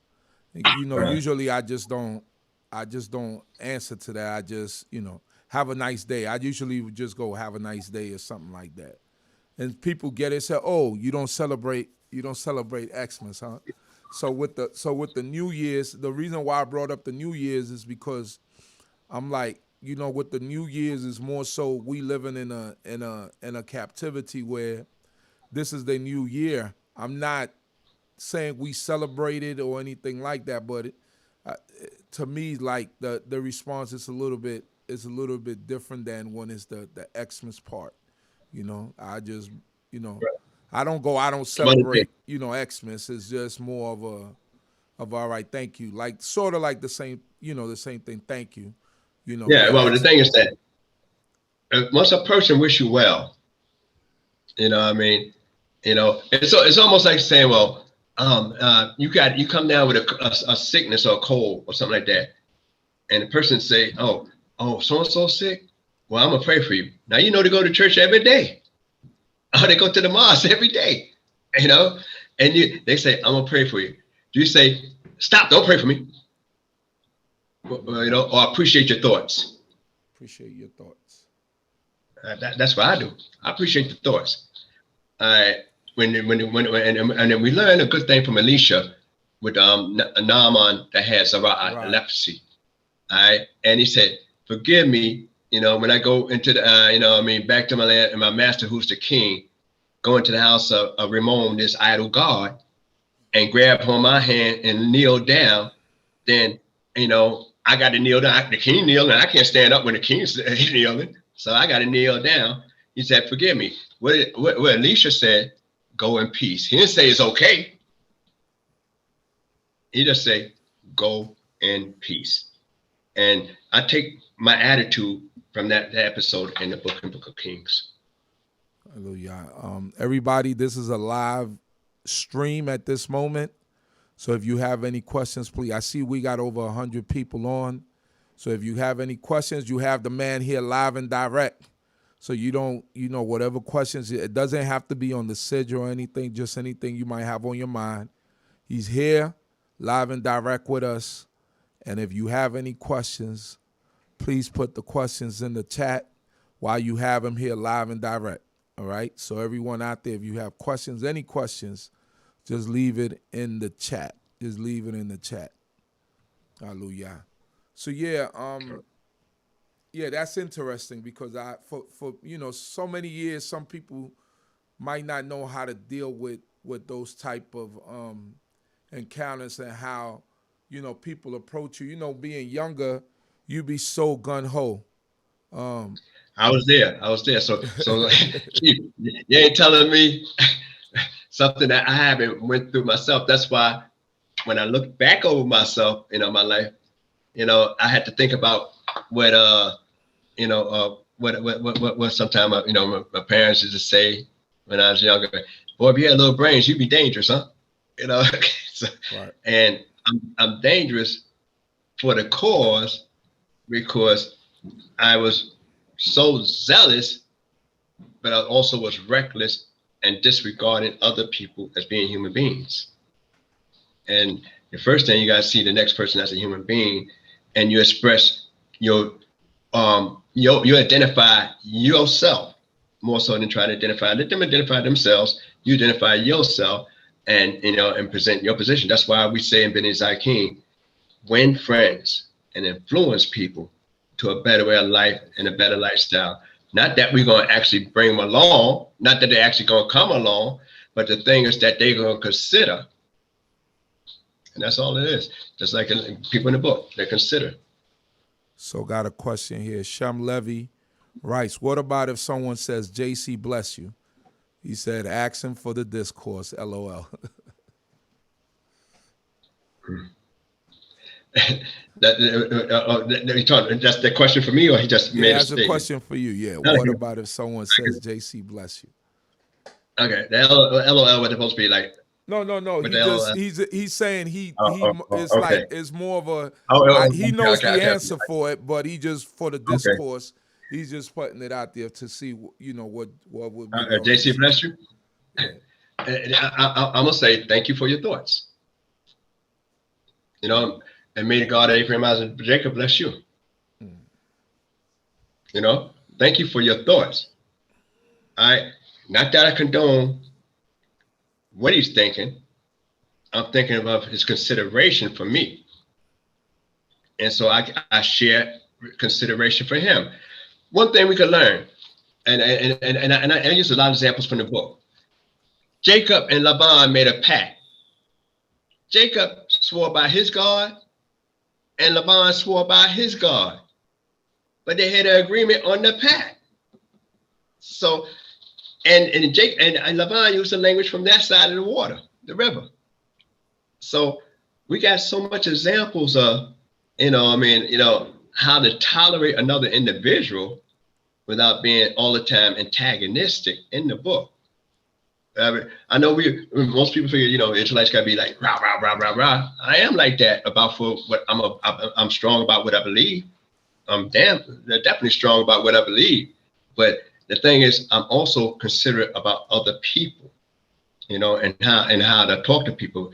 I grew up with a real respectful for, other people and human beings.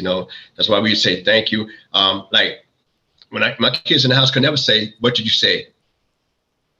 He said, excuse me, or beg your pardon, or I didn't catch that.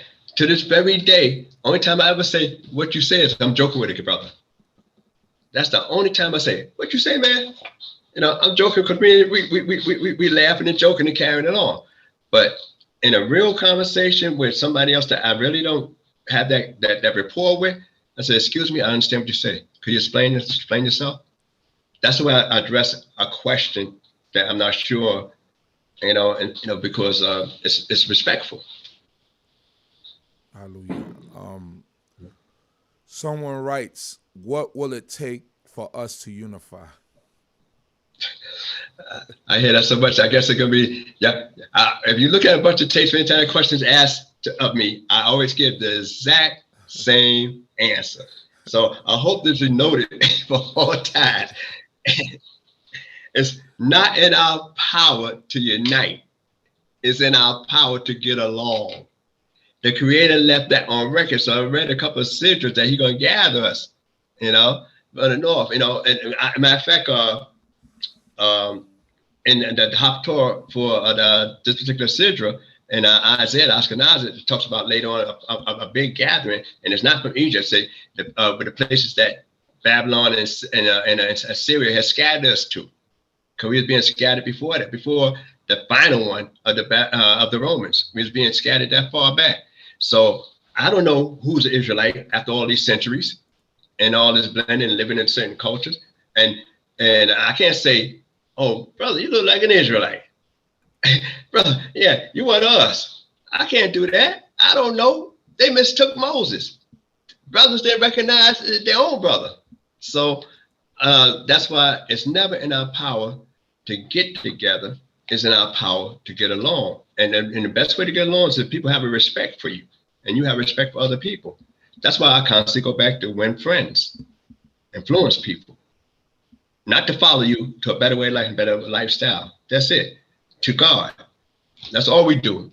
But we don't have the power to gather because I'm older than a lot of about cheapos. I pick him up. I'm much older than cheapos. And I got son older cheapos. But the thing is, from the time I was coming this way of life, everybody say we need to get together. We need to get together. There was so few Israelites. If you seen an Israelite, it's like seeing hitting a lotto. If you seen an Israelite when I was a youngster, and so everybody know what we need to do. Everybody know what's the problem, that's keeping us apart, and no one is able to fix it. Don't you think that's miraculous and divine? If we all know the exact same thing, ask the exact same thing, every unity shout about is the exact same thing, and we can never fix the problem, and we already know the problem and what the solution is, and we can't implement it. Don't you think that's kind of mysterious? That's why I leave it off like that. So now we got another question. Isaiah chapter 11, verse 2. The question is, let me go back over here. Isaiah 11:2. Sorry about that. That's right. The question is from Yirmiyahu Dawi ben Yochanan. In Isaiah 11:2, why is the word for rest in the feminine when the subject is masculine? The word for rest. Okay, and the spirit of Yehudah shall rest upon him, the spirit of wisdom and understanding, the spirit of counsel and might, the spirit of knowledge and of the fear of Yehudah. In Hebrew it says, what verse you at? You said Isaiah 11 and what? Isaiah chapter 11, chapter 11, verse 2. Verse 2. Okay, let me get that right quick. Run it by myself. So I ain't gotta get that. When Akar Alaya, Ruach, Yehudah,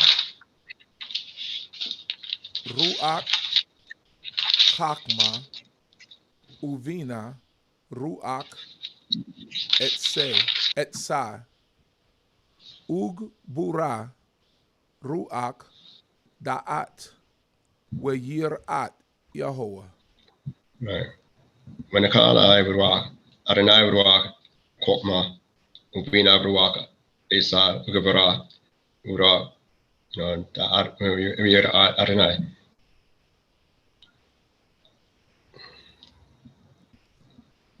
Okay. He said the word rest is in the feminine. No. That's what it actually. No. And actually, second. No, it's not. It would have a feminine look, but it's not actually a feminine. It's not. It's actually a feminine look. Some verbs have a feminine look. In third person, third person singular.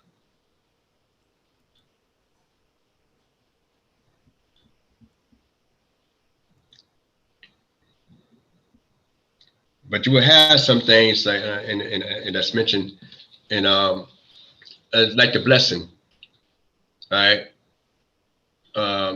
Blessing have a feminine ending, but it's actually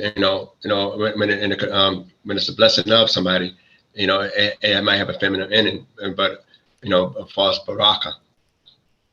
But when we look at Ephraim and Manasseh, I brought that out when I spoke on it last time.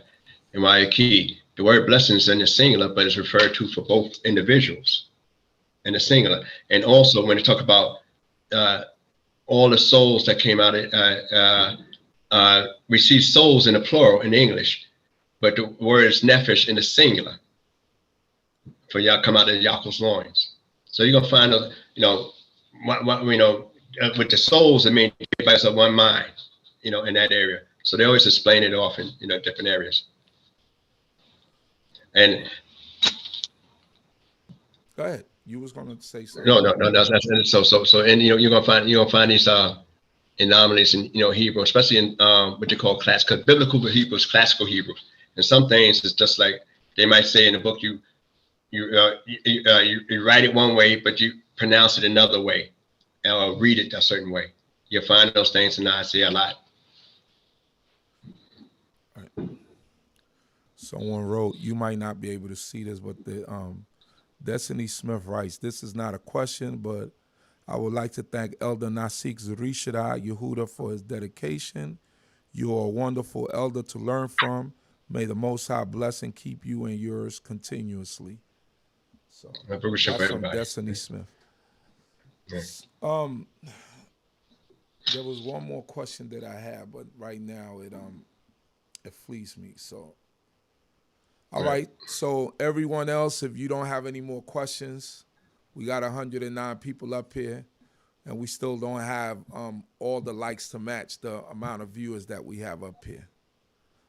That's right. And the questions and listening that's good enough for me. I don't know what the likes is. Like I'm computer illiterate pretty much. Yeah, without you coaching me. But someone wrote, Dumisane Tembi writes, Shabbat Shalom, my question, Daniel chapter 9, verses 24 to 27, the meaning in detail, Torah. Daniel chapter 9, 24 to 27. Well, that might be a long one because the book of Daniel is, and this is pretty much my disclaimer to prophecy a lot. That's why a lot of times I try to explain it on a very basic level, because most times with prophecy, people always look at hindsight, not projection. When people say so-and-so is going to happen, they always say, okay, you see what followed the hand, just leading up to this, because this happened like that. And I'll give you a good example. That's why I tend not to focus that much and say that, I just study enough on the prophecy to get the general viewpoints on moral issues and what possibly could be in the future. Because, like I said in the last dissertation, I think that God will hasten it in his time. We could bring about, Moshiach in his time by living a lot better, living more righteous. Not that we qualify. It said we shall return to God, wholly determined in righteousness. That doesn't mean we're righteous. We just determined to be righteous.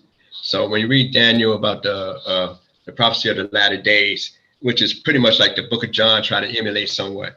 If you want to, we'll go there for a minute. All right. I got it. All right. I think more so the book of Revelations, right, tries to emulate it. Well, that's written by John. Right. Oh, okay.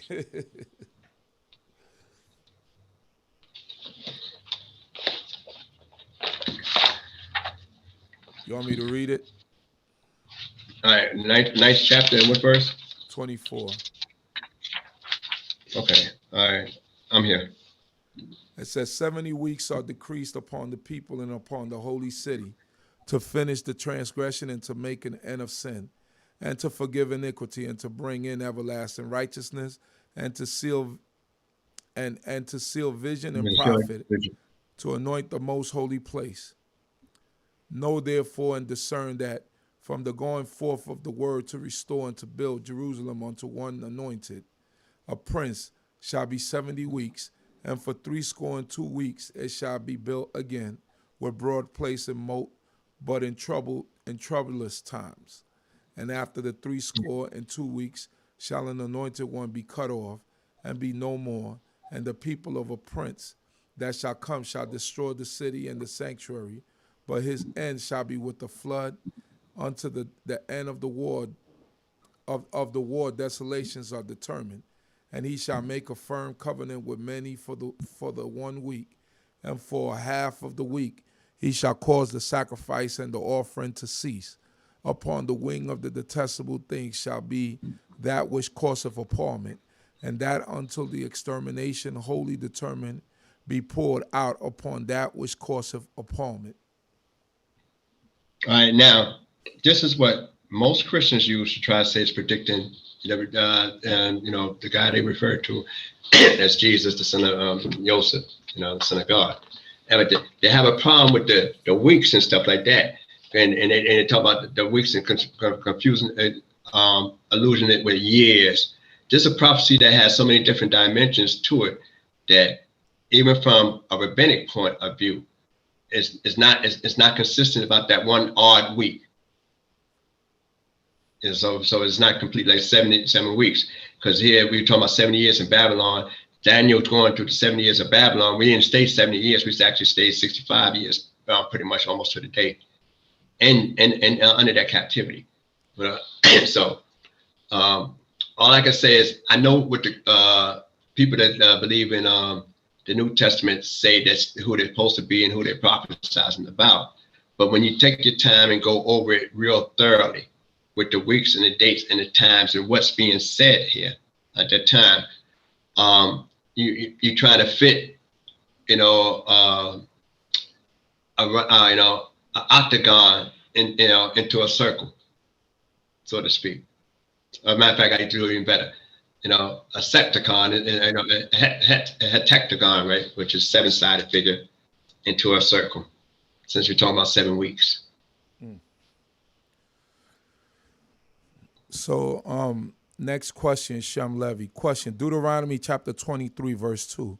A bastard shall not enter into the congregation even unto the 10th generation. The next verse says, an Ammonite or Moabite shall not enter even to their 10th generation. The question is, would that be considered one and the same? No, it's not one and the same. One, a mamzer, that's the word they use, mamzer there for a bastard in Hebrew.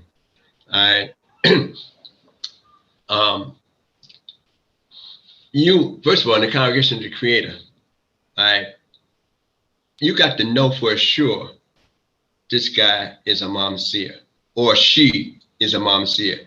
See, most people think of a bastard, as a man, but it could be female, male or female. Anybody that's had is an offspring of illicit birth.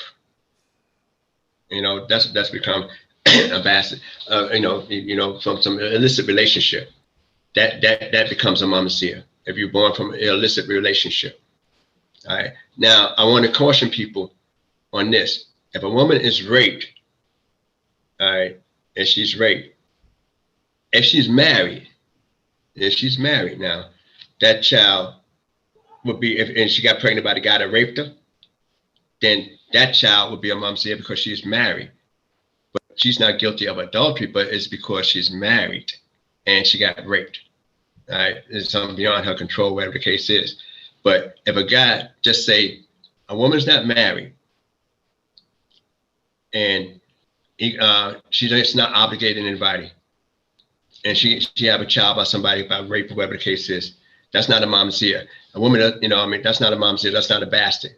See, in most societies today, they think of a bastard as anybody that's born out of wedlock, but that's not that. That's not true. A bastard is based on Torah by, because mamzer is like a mixture of a seed, so it's something that's corrupted there. Now, when it comes to Ammonites and Moabites, it gives the reason why they're not supposed to enter the congregation. Not because they're mamzer, not because Lot had they're the offspring of Lot and his 2 daughters. That's not the reason they're excommunicated. They're excommunicated with a reason given, and it's only dealing with the males for in that sense, because Ruth was from out of that line.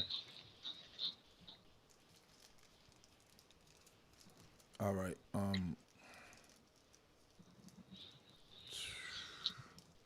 I don't see any other questions.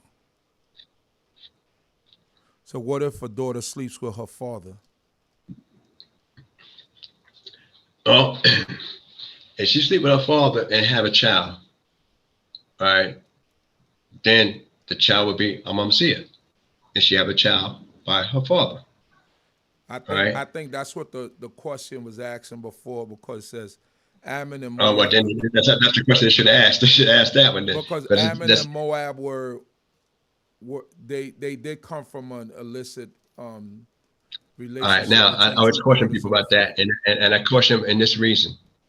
All right, because we just got through dealing with Shemot, where it's prohibited after the law come down for a man to have a intercourse with his aunt and have an offspring, a relationship period with an aunt. All right, that's one of the prohibitions in Leviticus 18 chapter. All right, Moses, Aaron, and Miriam is a product of that same relationship. So Abraham was related to his wife, but that is prohibited in Leviticus 18 chapter. When the sisters, stuff like that. All right, Lot dealing with his daughters was before. First of all, he wasn't subject to those particular laws, and none of those laws was given to Noah. So we only going by the laws that was given at Mount Sinai, and sometimes even and then when we look at Deuteronomy closely, it says Moses said, you ain't gonna do after you used to do about offering in every spot. Say you got to go to the place the Lord shall choose. Because why he said that in every spot? Tabernacle here today, it's going tomorrow. It's here today, going tomorrow.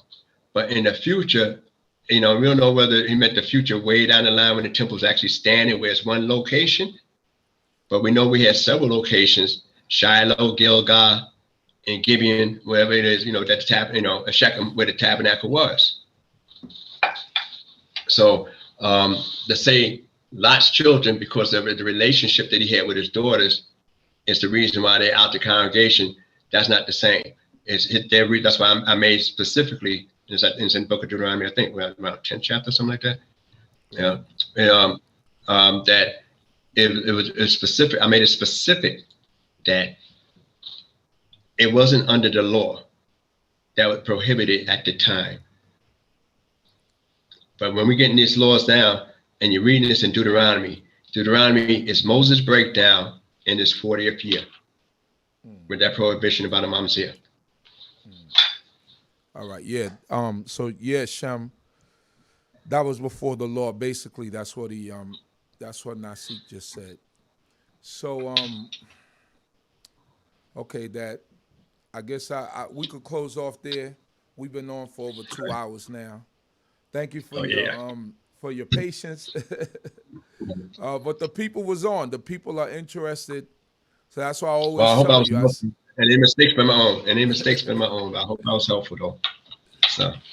So Toda Rabah, once again, thank you all for tuning in. We thank pray that the Creator. And for the person that asked about Deuteronomy, I mean not Daniel 9th chapter.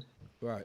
I said it that way when it's a bunch of different interpretations, not to be offensive, and not so much to completely avoid a question. Right. But I know the different arguments on both sides of that. So I assume that whoever's on there might be towards the other side. Gotcha. So there you have it. Toda Rabah for tuning in. We thank the Creator of heaven and earth. Don't forget to like this video and share it. And thank you the Most High God for all of your lives. Shalom, shalom, everyone. Have a blessed night's sleep. I speak to you, Nasik. I guess we'll get back to our regular schedule. Yes. Okay. And I hope everyone has enjoyed this. Shalom.